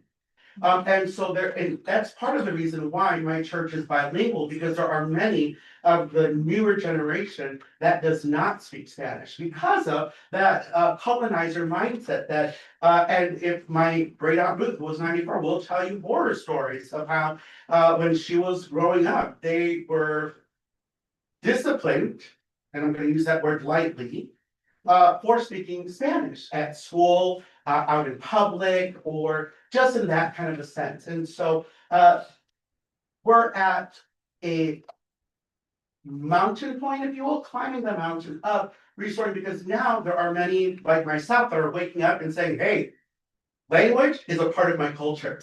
Language is a part of who I am. Language is a part of who my ancestors are. And so not only that, I'm starting to learn the language of my ancestors and their tribe. And so it is, I think that is part of the restoration that needs to be done. Thank you so much. Yes, sir.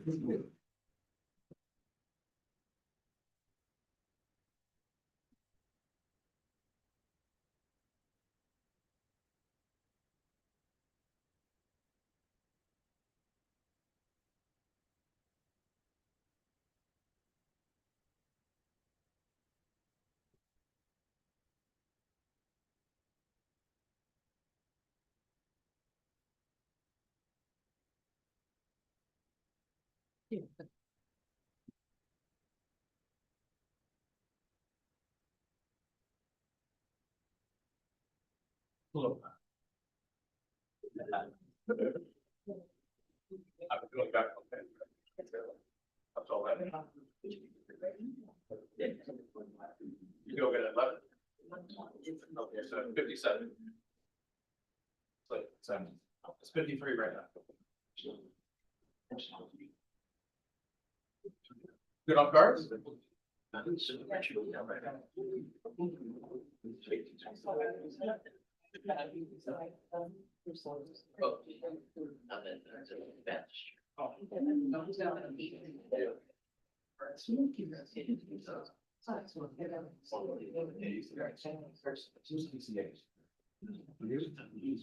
plan is so I got probably good about it. Yeah. You good otherwise? What's he talking about? Oh, yeah. But I was so long.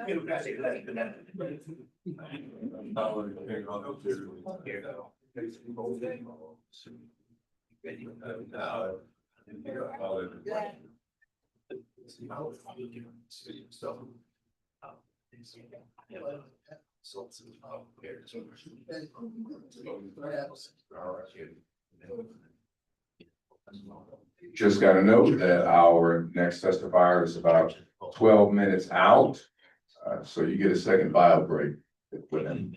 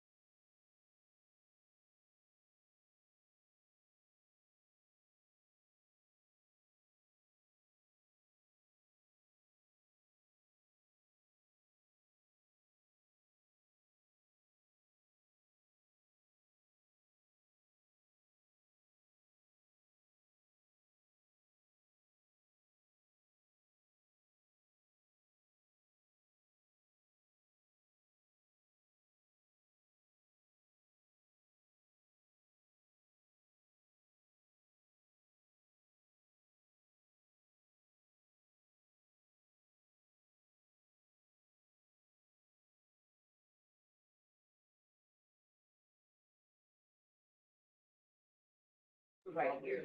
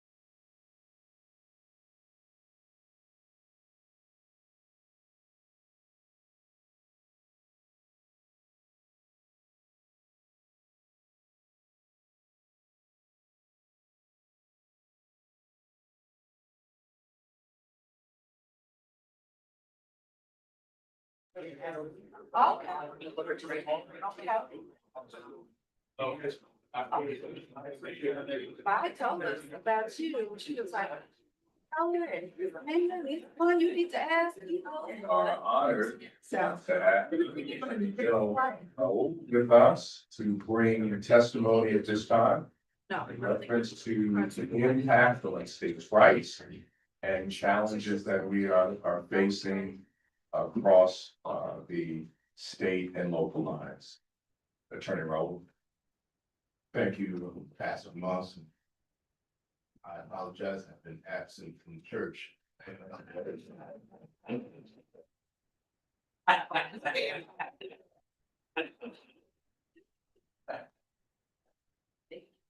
Begin with honesty, it's continue with throughout my remarks. I thank you all for allowing me this opportunity to testify for you. It's been 366 days. President Trump's indiscriminate and unlawful circumvention of the rule of law, wrapped in an inflammatory rhetoric and openly racist agendas, has necessitated a multifaceted approach in my office's efforts to protect the rights and liberties of not only Illinois residents, but residents throughout the country.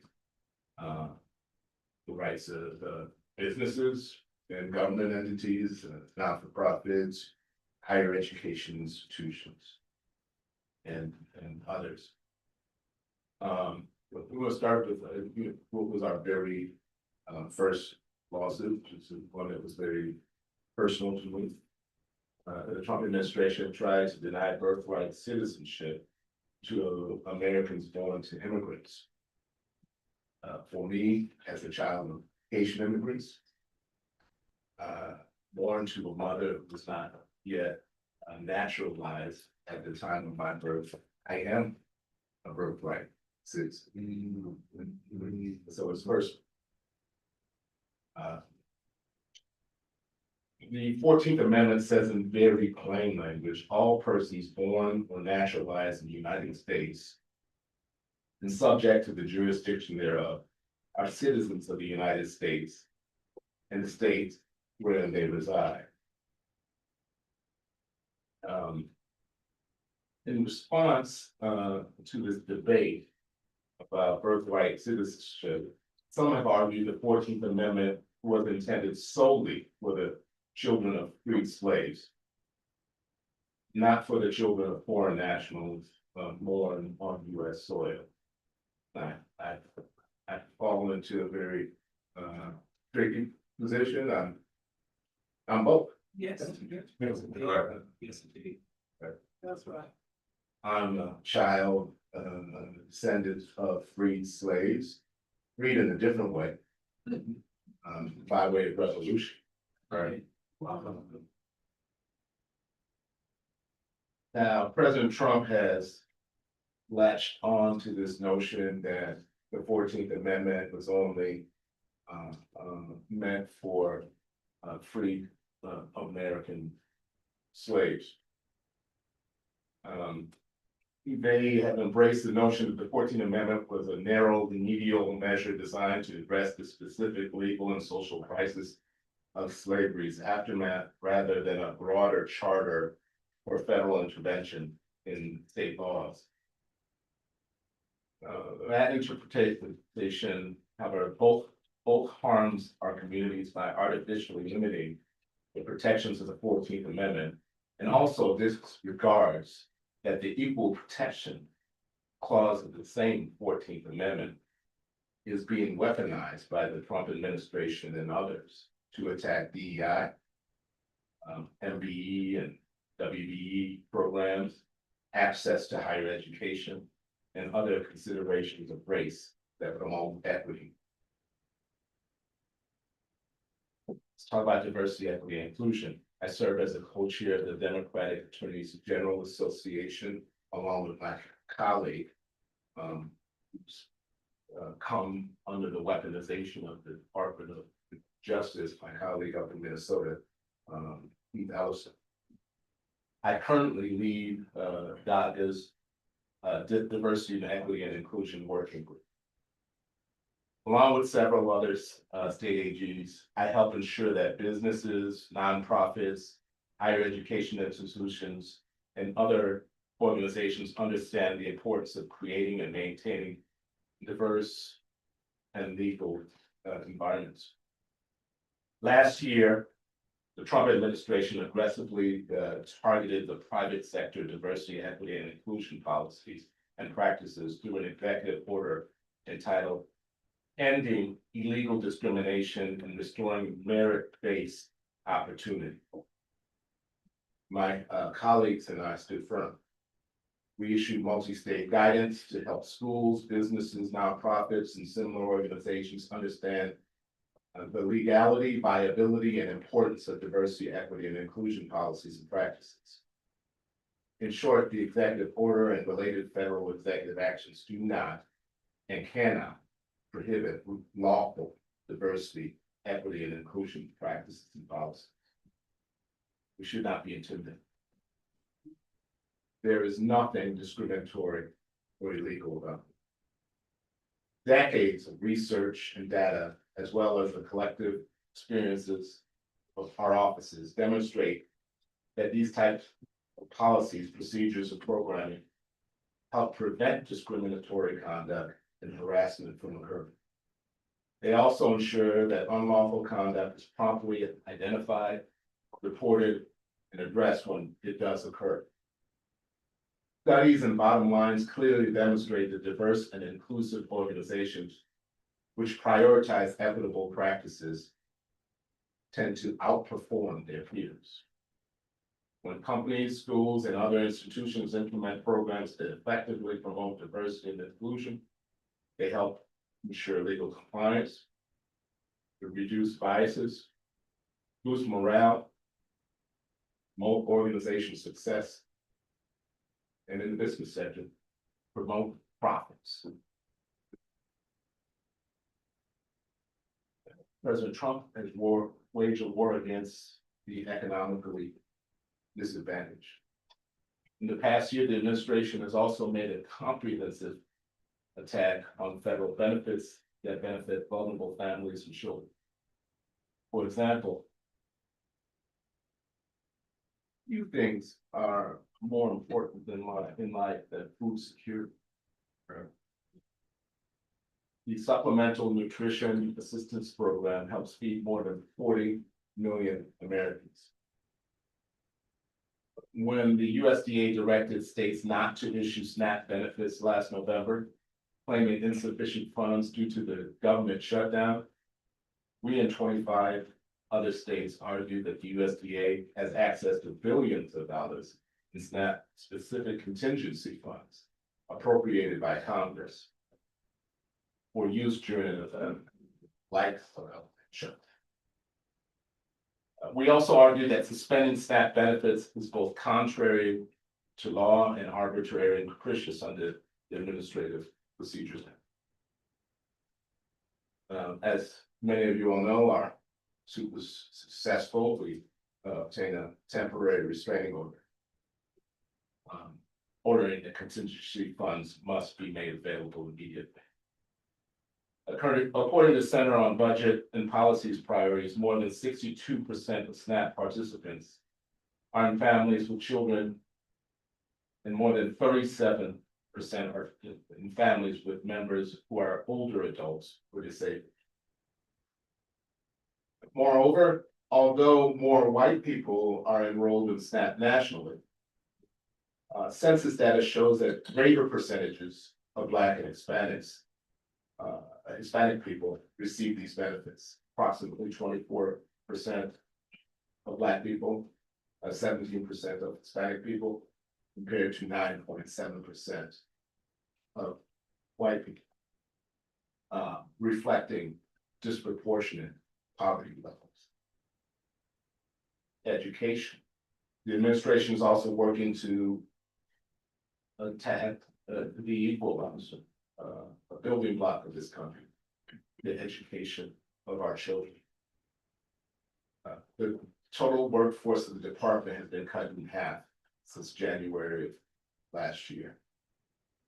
Secretary McMahon has called layoffs the first step on the road to total shutdown of the department, inconsistent with federal law. The administration proposed billions in budget cuts to the department, including slashing funding for after-school programs, teacher training, and student loan forgiveness. It has terminated more than $1 billion in funding for K through 12 schools to respond to the impacts of the pandemic. It has even gone so far as to threaten to terminate funding for K through 12 public schools if states and school districts did not adopt the administration's unlawful views of diversity, equity, and inclusion. I'm glad to report that as I sit here today, as a result of litigation filed by state attorneys general, the administration's efforts to dismantle the Department of Education is blocked from proceeding. CBP and ICE racial profiling. Last September, the Trump administration sent hundreds of Border Patrol agents and gained on no border and ICE agents in the state of Illinois, reportedly to conduct immigration removal operations. In reality, those agents use of unlawful and violent tactics was designed to coerce Illinois into adopting the administration's immigration policies. These military trained personnel have rampaged through our great city, illegally stopping, interrogating, and arresting immigrants and U.S. citizens, and deploying tear gas in the city's neighborhoods against our law-abiding citizens, including police officers and journalists.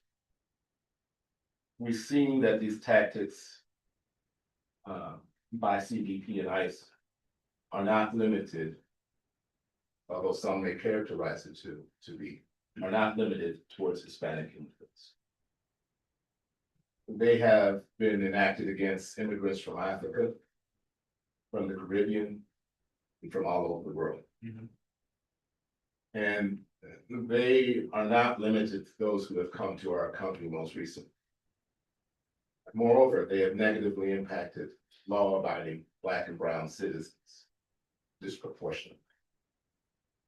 If you need to look no further than the military-style raid on the apartment complex in our South Shore neighborhood to see how these tactics impact all of us. Innocent citizens, including children and seniors, were zip-tied and detained. Even off-duty police officers of color in the Twin Cities have been targeted by federal agents looking for proof of citizenship. These are off-duty police officers of color. I, throughout my career, fought against racial profiling, and I'm not going to stop now. We sued to end the deployment of the Border Patrol and terminate their unlawful tactics which infringe on the sovereignty of our state and city and violate the Administrative Procedures Act time and time again. Another personal one for me is NIH funding. The administration has terminated has tried to attempt to terminate hundreds of millions of dollars across the country for life-saving medical research. We have fought back and have restored much of this funding. But I want to emphasize the turmoil of this past year, personal to me, personal to my staff, personal to one of my residents. I'm a survivor of prostate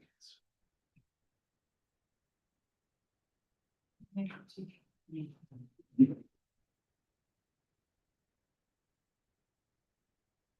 This cancer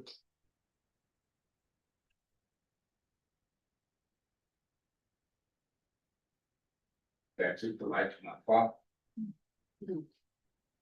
Served physician caring for the healthcare citizens of Southside Chicago 30 years. It also took the lives of both of my grandfathers. Disproportionate impacts Black men. Research has led to better ways of detecting and treating the cancer and other cancers and other men. When I led the lawsuit to protect funding for cancer research and other life-saving medical research that's conducted by our universities and research institutions, it was indeed personal. National Guard. Americans, regardless of where they reside, regardless of who their governor is or who their mayor is, should not live under the threat of occupation by the United States military.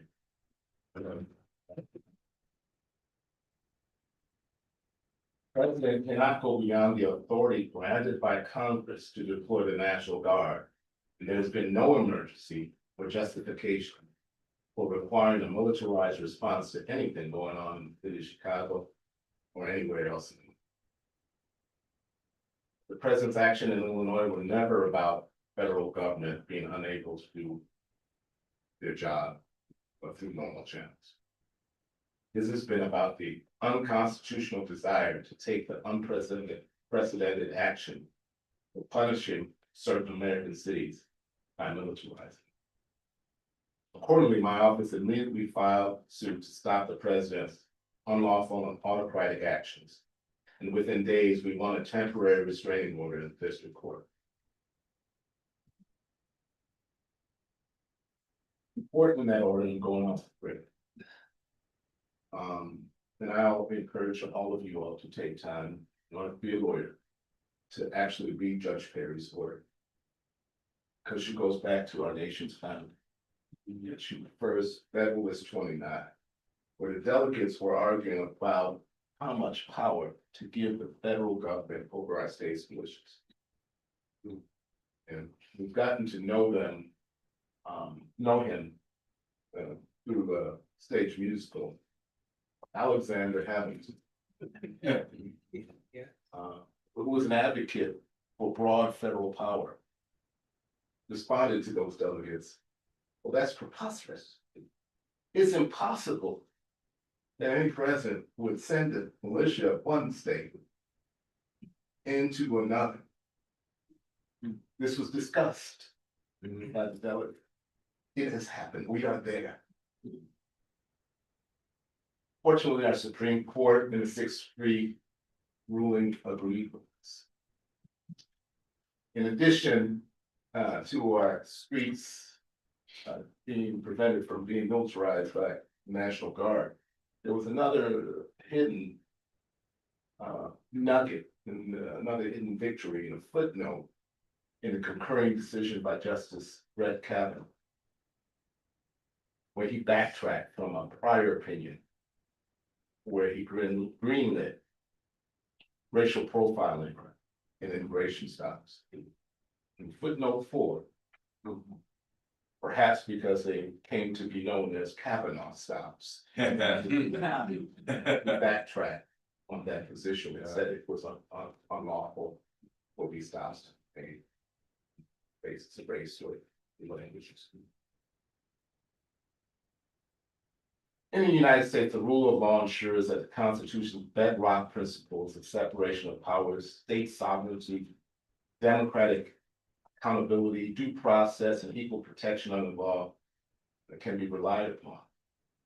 The rule of law that keeps order and protects the people of this country from harms only works if all of those who swear to uphold our Constitution and laws abide by them. We have a president who admitted on national TV, who responded on national TV when asked whether he has to follow the Constitution, that he doesn't know whether he has to do so. He's not a lawyer.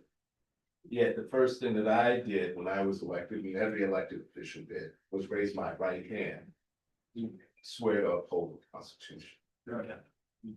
African Americans and other historically marginalized groups should not have to fear being unlawfully detained by federal officers or any law enforcement.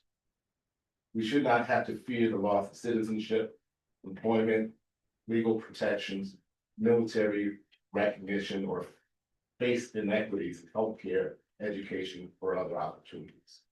So we are not giving up. We are committed to the fight. I want to thank you. I commend the work of this commission and urge you not to give up.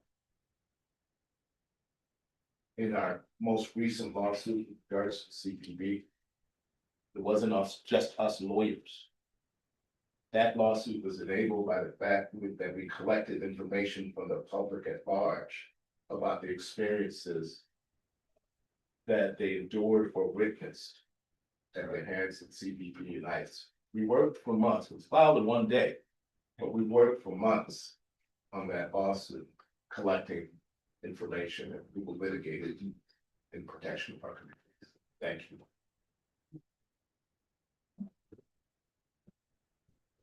Well, thank you very much for your testimony. We are gonna open it up to the commissioners this time. Questions for you?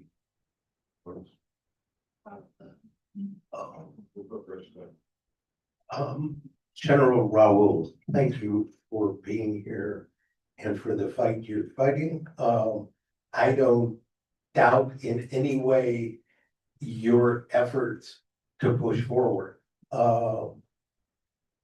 But we're in a world where the government, the Trump government, doesn't seem to care about legal rulings or anything else. I watched in Sarah Ellis's courtroom what the testimony was and what she ruled, and then what Greg Bovino and his people are doing on the street. And we're moving to a place where I'm not confident that the courts stand back, especially if Trump invokes the Insurrection Act, which seems to be the shibboleth that he's holding over everything. So if the appellate courts don't stand with the district courts, how do you keep the fight going? And do you worry about where this all is headed? Perhaps I should have started my remarks that we're using the rule of law in the courts and we're winning.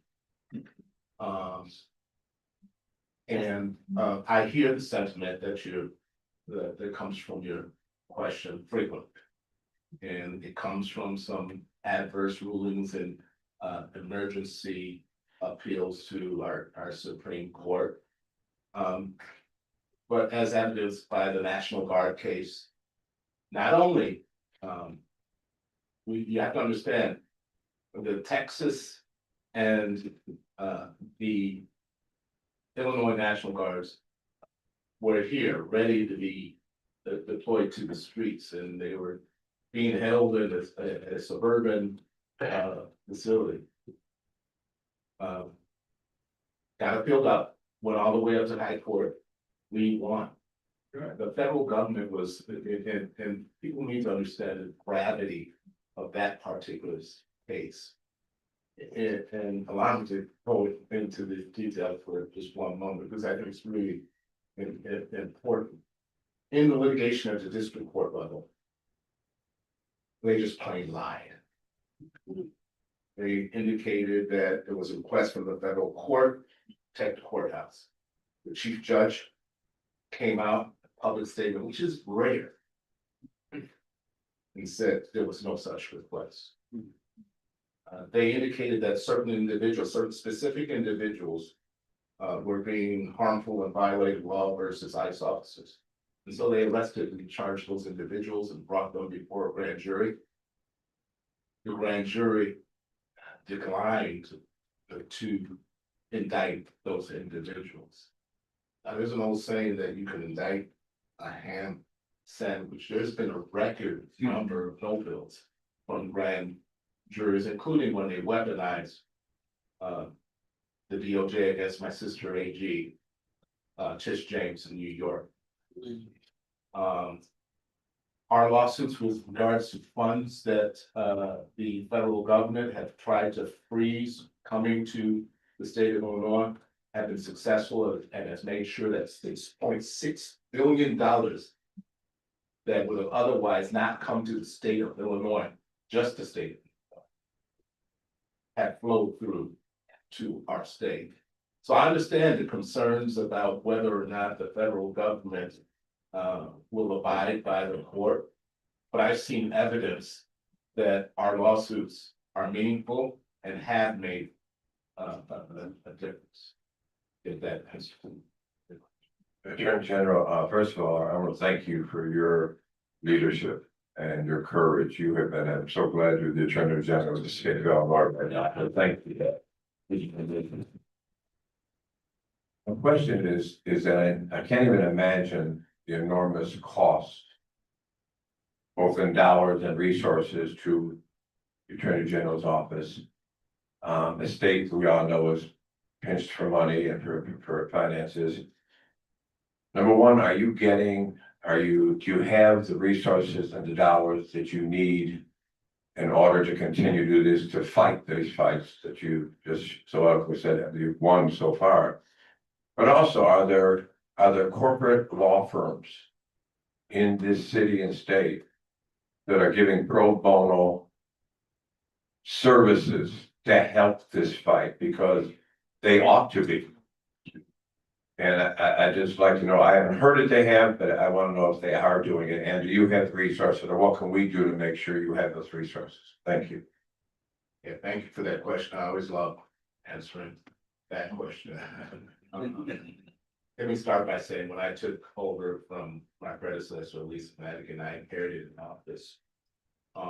There's an organization called the National Association of Attorneys General.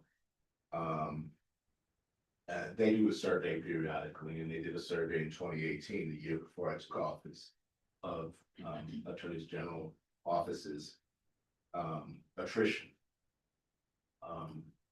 And our office was the worst in the country, in part because inadequate funding of the attorney general's office. This is before the level of crisis that we're facing right now. So before all this, I've been unapologetic about going to my old colleagues in the Illinois legislature and asking for adequate funding so we can do all of the other work. I mean, I spent time talking to you this morning about just the what we call federal accountability work, but we do so much other work to protect our consumers. We just won our first civil hate crimes case.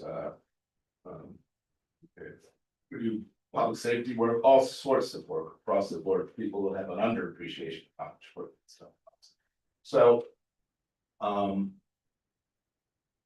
every year I've gone to the legislature and asked for more, and they've listened, but we're not you know, we're not to the point where I would say we're adequately funded. The philanthropic community has, in Chicago, has responded through an organization called Progressive State Leaders Corporation. We started a fellows program, and philanthropic community has donated to that. It's thus far the fellows program, which is a national program, has deployed 6 fellows to Attorney General's offices, 5 to the Illinois Attorney General's office, because these resources are coming from philanthropic organizations in Illinois. It's been a tremendous help to us. In addition to the 51 lawsuits that we filed, we have filed 100 amicus briefs. What that means is we don't always have standing to file a lawsuit, and there are other organizations that file these lawsuits, and there are law firms that help out with some of those organizations that represent harms to individuals. We don't have standing to represent individuals in lawsuits. So frequently our office is called, and individuals are disappointed because they feel like, we should be the personal lawyers. I want to just speak to one thing real quick, which is not necessarily responsive to your, I mentioned a little bit earlier, both 2 colleagues, Tish James and Keith Ellison. We started our work preparing for this in about April or May of 2024. To characterize it, Joe Biden was still a presumed candidate for president of the United States. We knew at the time there was a risk of having a Trump administration 2.0, and there was a document called Project 2025. We convened as Democratic attorneys general. We dissected that document. We divvied up subject matter, 2, 3 state attorneys general's office each subject. And somebody, I can't remember, said, well, there's one issue that we have not considered.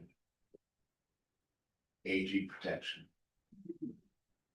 We knew the Department of Justice would weaponize against us personally. We've had AGs have pipe bomb threats to their own. We knew we had to beef up on cybersecurity. We knew we had to turn attention to personal security detail. I think about this every time I go home, lock my door. But despite it's too important. And so I looked up my colleague.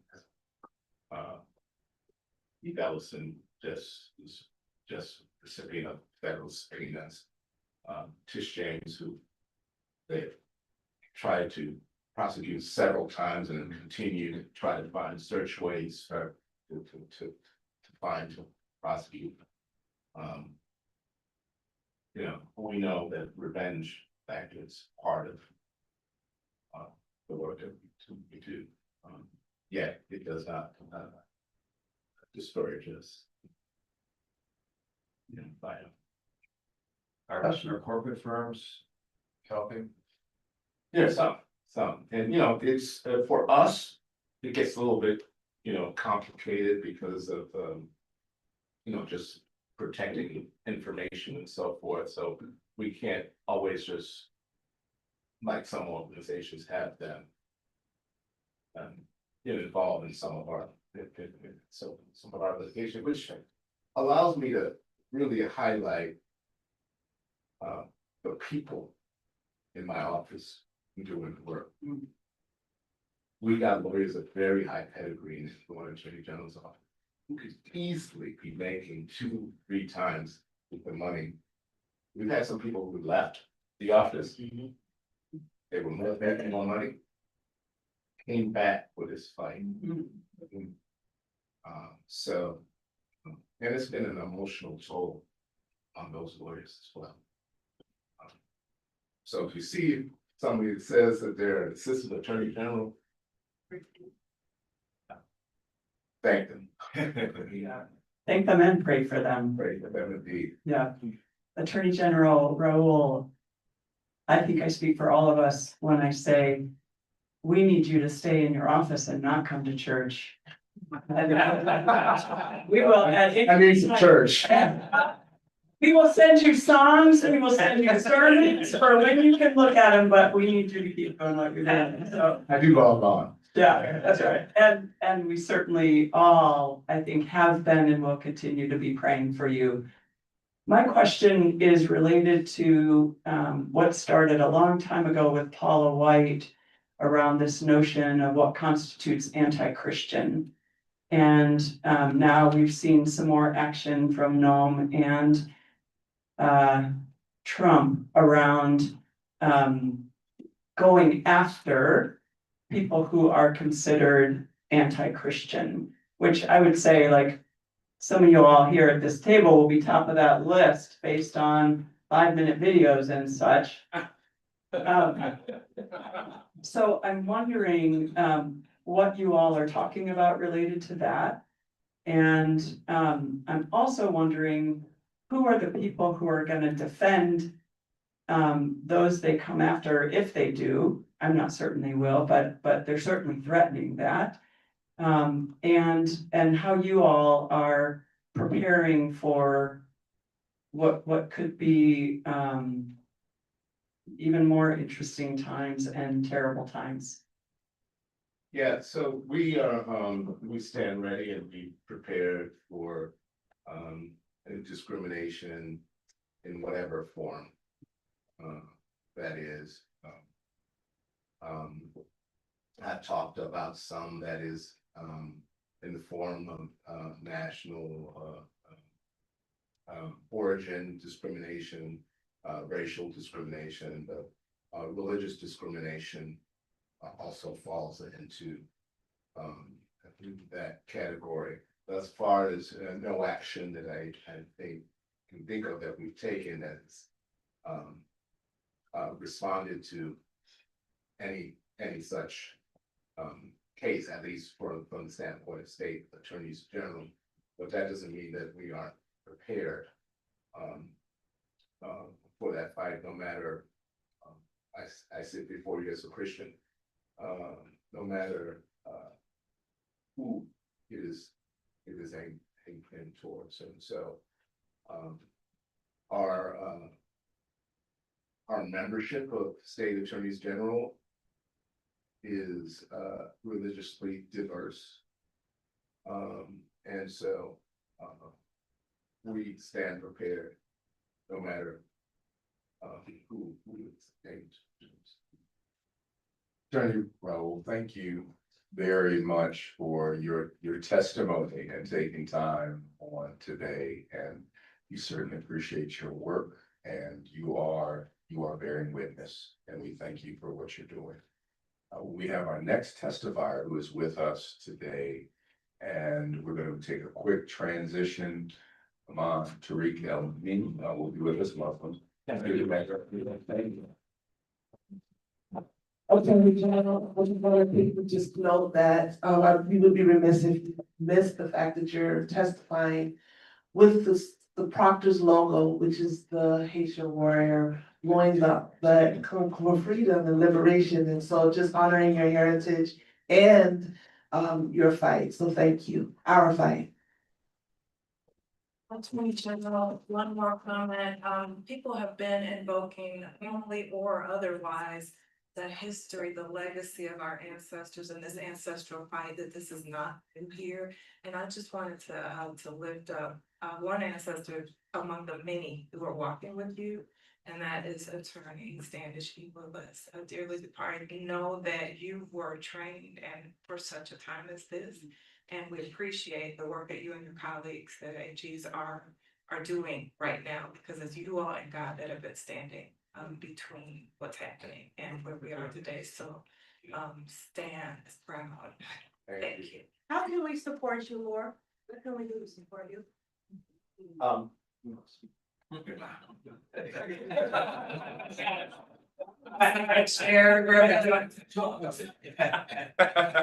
trying to keep us on time. That's all. That's my role. I'll be quick. I think one, just as I mentioned in the CBP ICE lawsuit, that's not possible but for regular people having these out recorded, being courageous enough to submit what they may have recorded or what they may have witnessed. You're, of course, as I can't remember who asked the question that I was very thankful about resources. The legislature has started their work again, advocacy from regular people in addition to what I will do to beg the legislature. It has been a strain. We've taken people away from other responsibilities to respond to this work and to extend it more than just me is appealing to the Illinois legislature. That is helpful. Sure. Thank you. Thank you, sir.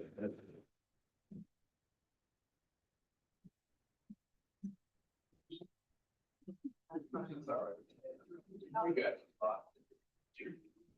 right, our next testifier is none other than Tariq El-Amin from the Muslim Civic Action Committee, who's going to be lifting up and speaking about Islamophobia along with racial targeting. Good morning, esteemed members of the Truth Telling Commission. It's my pleasure and honor to be here with you to share a few words. My name is Tariq El-Amin. I serve as the resident imam of Next Al-Taqwa in Chicago's Calumet Heights neighborhood. It's a working class community. We're at 93rd and Escanaba, and I've served this community for almost 15 years now.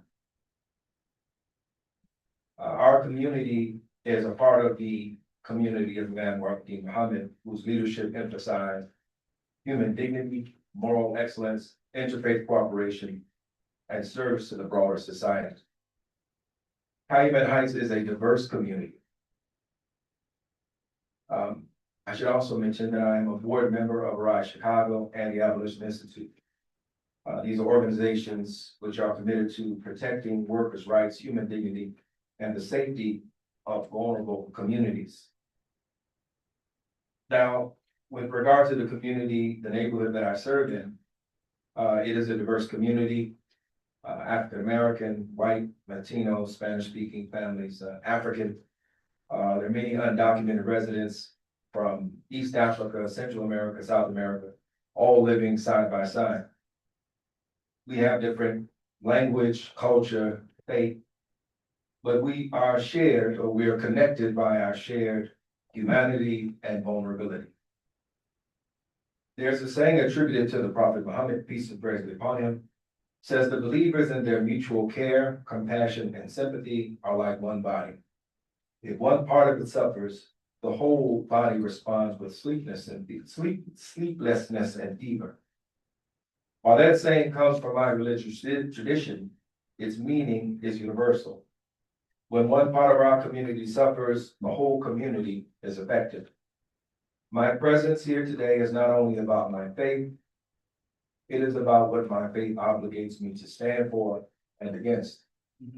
It is about human dignity. On October 14th of 2025, a little bit over 3 months ago, I was part of a rapid response network of de-escalators for community emergencies. One afternoon, I received a call that ICE agents had caused a traffic accident by ramming into a vehicle, forcibly removing 3 young men and deploying tear gas in the neighborhood as community members came out. The mother of one of the young men was present. Neighbors were present. Children were present. Elders were present. By the time I arrived, the agents were gone, but the trauma remained. News crews were there. Our alderman was there were city officials on site. But that did little to quell the shaken atmosphere and feeling of the residents. What I witnessed at this occasion was not just fear projecting itself as anger. There was a sense of powerlessness and confusion. People were asking, who do we call? Who can help us? What rights do we actually have? We're often told that systems exist not only to ensure that services are rendered, but that they also exist for the purpose of making sure that accountability can be seen, that complaints can be filed, that justice is available to those who pursue it. But in moments like these, that promise feels hollow. For undocumented families, even speaking up in moments like this feels dangerous. And direct action can lead to further harm, so silence becomes a survival strategy. As I looked around and I had a chance to be next to the mother, her grief was visible. Her body emanated shock and disbelief. Her voice carried desperation. And her neighbors shared that pain. When people feel that they have no path to safety, no mechanism for justice, and no assurance of protection, desperation sets in. And desperation is one of the most dangerous conditions for any community. Not because people become violent, because people can lose hope. Now, when I look at the faith community I serve, soon after, members of my congregation began coming to me asking a question: what happens if ICE comes to the masjid?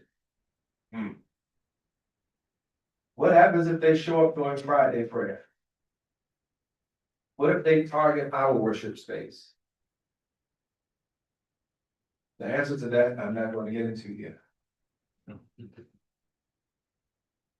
But Masjid al-Taqwa is a sacred space. It is a place of prayer, a place of healing, a community service, and spiritual refuge. But even that sense of sanctuary has been shaken. The question is not what our response would be. The question is why people now feel unsafe in spaces that should be protected. Right. When fear enters places of worship, something fundamental has been damaged. We're in Chicago, a sanctuary city. Now, I want to be clear, Chicago's leadership, we have wonderful leadership here, has rejected the presence of ICE in our communities. Mayor Johnson has flat out rejected it. Our city has said plainly that intimidation and fear have no place here. So the onus does not rest on the city, it rests on the current federal administration and on the forces that have shaped its agenda. An agenda that does not simply enforce policy, but erode safety. An agenda that does not simply pursue law, but cultivates fear. At one time, the word sanctuary carried certainty. It meant refuge. It implied protection. It meant that houses of worship were truly safe spaces, churches, mosques, synagogues, places where people could breathe, pray, and feel human again, where the spiritually wounded could be mended. So what does it mean when our safe places no longer feel safe? What does it say about our moral direction? What does it say about what we value? What we collectively hold to be sacred and worthy of sanctuary? What happens when sanctuary becomes uncertain? Something deeper than policy has been disrupted. We have also witnessed what is happening nationally. In Minneapolis, Black Muslims, both Somali and African American have been stopped, questioned, and detained. The distinction, or the supposed distinction, between who is visibly immigrant and who is native to this land has disappeared. The distinction between Black and Muslim has merged into a single target. There was a recent case circulating on social media of a young female African American Muslim who was a citizen, might I add, who was abducted by ICE, taken for 2 days, thrown to the ground, receiving facial injuries, lacerations, no redress, no explanation. And there's another account of a young Latino male, 17 years old, who's taken from his job at Target, placed in a vehicle, then dropped off miles away.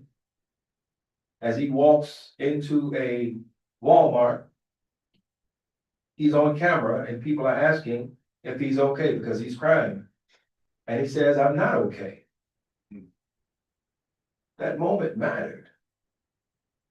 Because young people rarely admit vulnerability in public. When they do, it means something has been broken.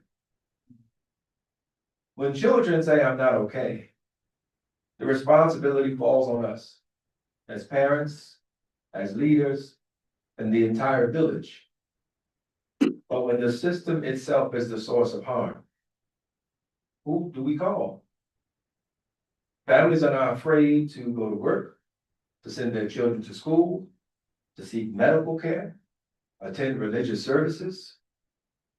Businesses lose customers, neighborhoods become quiet, and trauma becomes normalized.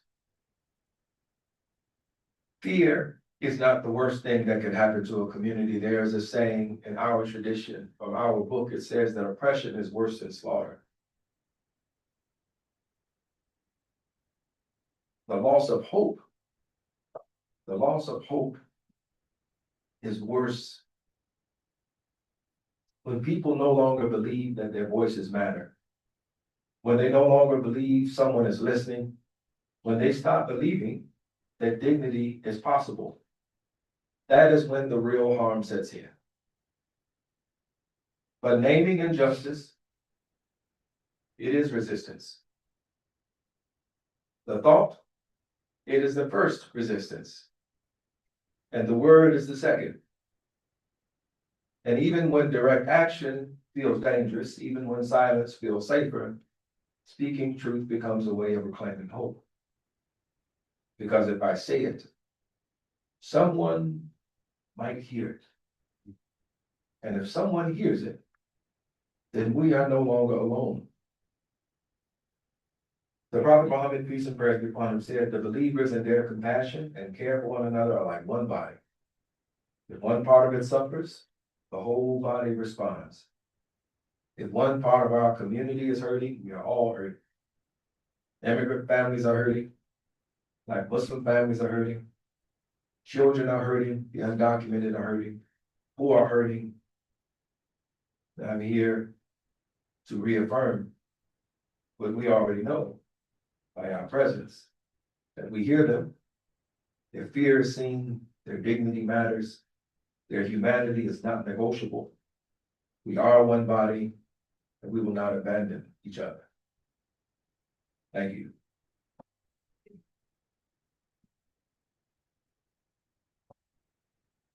Thank you so much. At this time, Attorney Craig is going to bring our first questions from our commissioners. Ma'am, I have 100 questions, so forgive me that if I miss 5 to get to one. Your testimony is incredibly powerful, and thank you for your witness and your community's witness, and the model you're showing in a diverse community to beat resistance and then to show hope.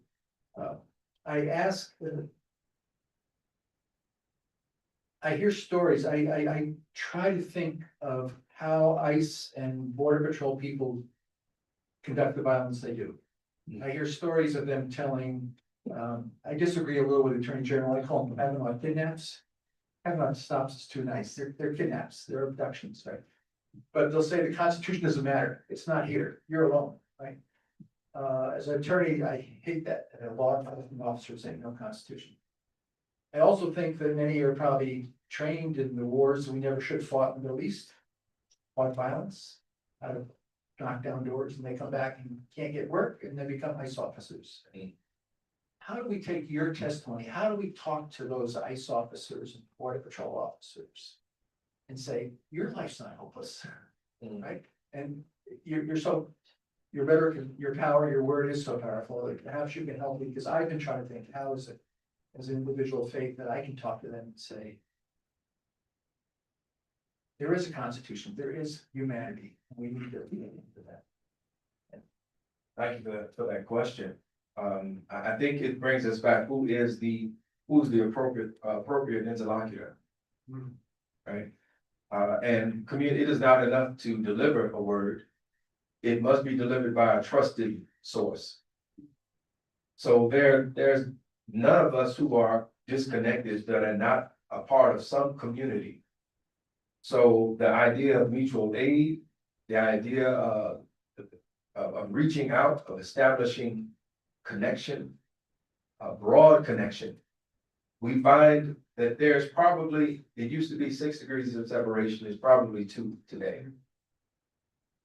It is possible for that word to reach those men and women who are running around hooded, abusing the dignity, abducting folks for a paycheck, and for a poisonous ideology. So I think it is a matter of using our networks and those who are close to those people to bring that word to them. And hopefully it sparks something in those whose hearts are still open. Thank you, and just also thank you work with Arise, and I know all the galley workers that are scared right now that your work is so important, so my thanks for that. Thank you. I had to raise a finger. I have so many questions. I think that's one for everybody, but Imam, thank you so much. You are, well, actually, I think everybody has spoken about the youth, and one of the things that you mentioned about the adolescent, I guess, or who helped us really see the spirit harm, right? As Dr. Wade Nobles characterizes it, the founder of Association of Black Psychologists. So my question has to do actually with, because I work with teens and the cell phones, right? The use that's actually been brilliant, that has helped intervene somewhat in this time. But the risks of the surveillance and, everything else that we know. So I'm just wondering what experience you all have had, as you mentioned, having a very diverse and very targeted community. Is there already an expansion of the Know Your Rights training perhaps that can help talk about the safety with regards to the tracking and profiling and everything that can happen with the phones, even location services, all that? Thank you. Yes, thank you for that. That's a very important point. And there are a number of organizations that are really front and center on that. ICER is one of them. There's the Illinois Commission for somebody's clap back there. Rights. Yes, I just know the acronym. Like Coalition for Immigrant Refugee Rights. Yes, Illinois Coalition for Immigrant and Refugee Rights. Along with CARE Chicago, the Council of Islamic Organizations. That's not, I worked for CILGC, so I always mix it up. Council on American Islamic Relations, Chicago. They have a newly formed organization as well, which is dealing directly with Know Your Rights, training and education. So we utilize, those organizations, but those are great places for folks who are interested in that type of resource.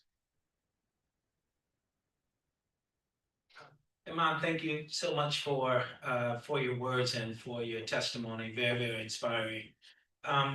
For me, I think that one of the most powerful coalitions in our country is interfaith coalitions.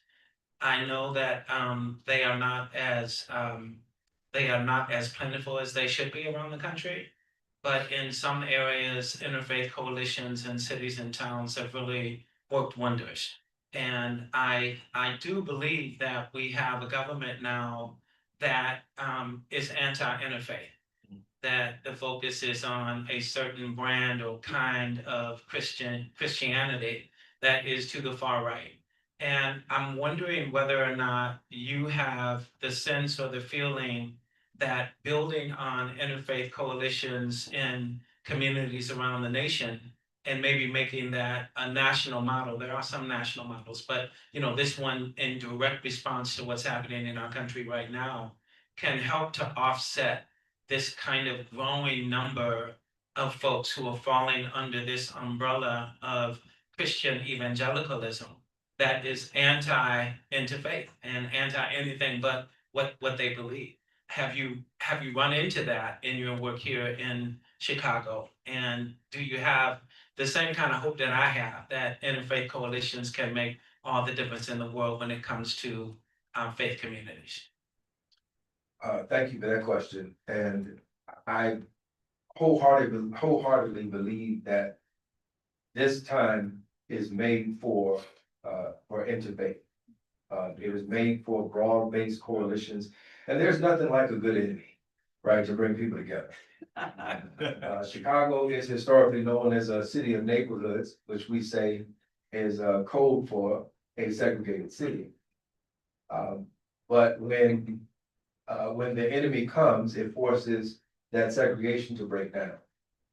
So I believe that the thrust has to be to use our houses of worship, to use our commitment to human dignity, to freedom, the things that we supposedly hang our hats on as Americans, one nation under God. Well, what does God demand of us? And so what can we collectively come together around? And I think in doing that, to your point, yes, it has always been a certain segment of the population that has pushed back against interfaith alignment and coalitions. But that's fine. That's fine. That helps us stay together. Thank you so much for your testimony. I just want to speak to the quote from the Quran you offered earlier. Oppression is worse than slaughter. It made me think of, and before I be a slave, I'd be buried in my grave. So thank you for lifting up the ancestors through those words.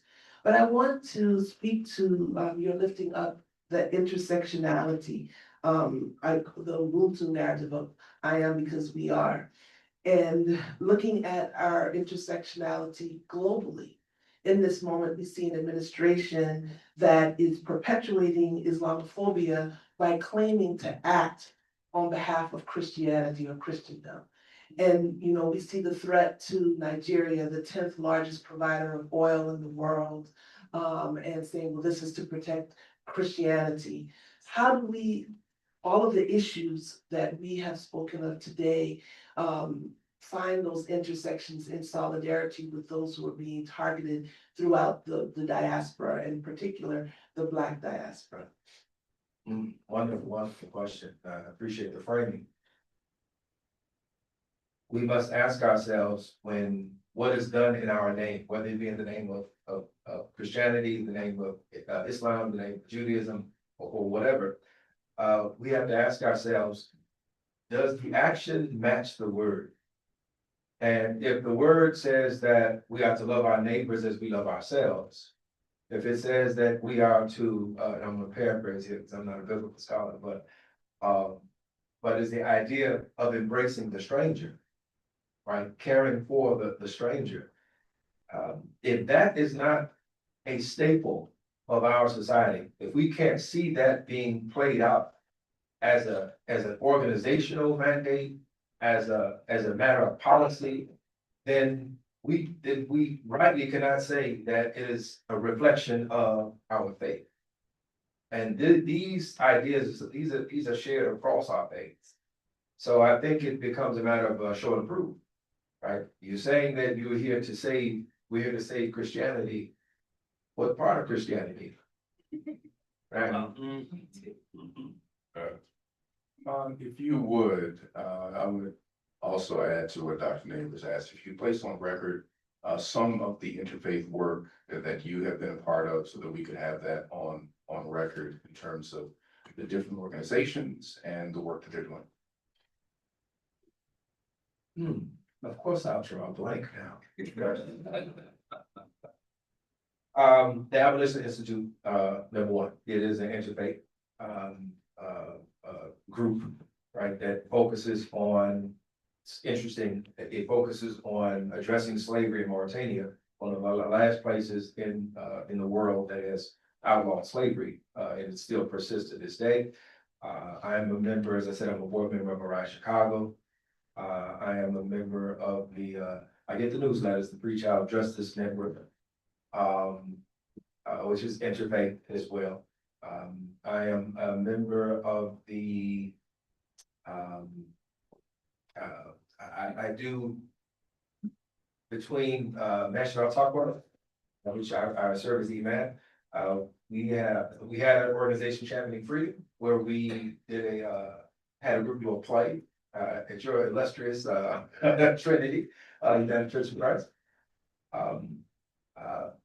I have supported a number, probably too many for me to think of. Just had the opportunity as a part of the push weekend, MLK weekend, to offer the invocation for the interfaith service at Covenant, pastored by Pastor Stephen Thurston, second. So I'm an interfaith busybody. Like I said, I've probably forgotten more than I could recall at this moment. Thank you for that. Thank you so much for your testimony today. And I believe that next we are supposed to break for lunch. And Ahmad, would you pray for us for lunch? You might. Pray us before eating. Dear God, we thank you for allowing us to assemble here today. We thank you for allowing us to speak truth to power. We ask that you continue to bless all those who are here, those who are watching, those who may come into contact with what has been said here later on. We ask that you continue to embolden our spirits, raise our voices, steel our backs for what will come ahead of us. We ask that you bless us as we go into this recess for nourishing food and drink. We ask that you allow us to have a sense of camaraderie, a sense of hope and faith in looking at those who have assembled, those who are here with us. Let us be of one heart, one mind, and one body in our action and our remembrance of you. Accept our good, forgive us for what we have done in error. Amen. I mean, amen.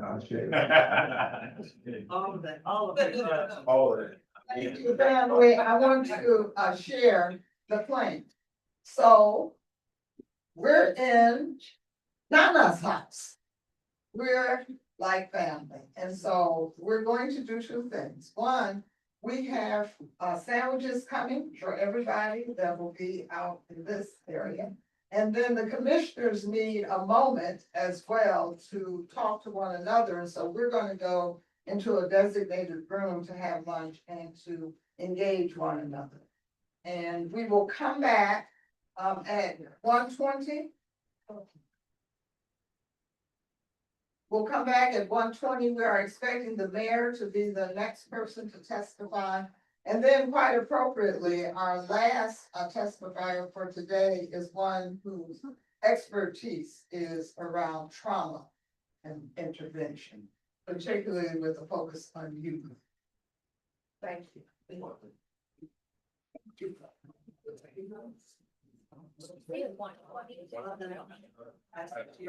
Yeah.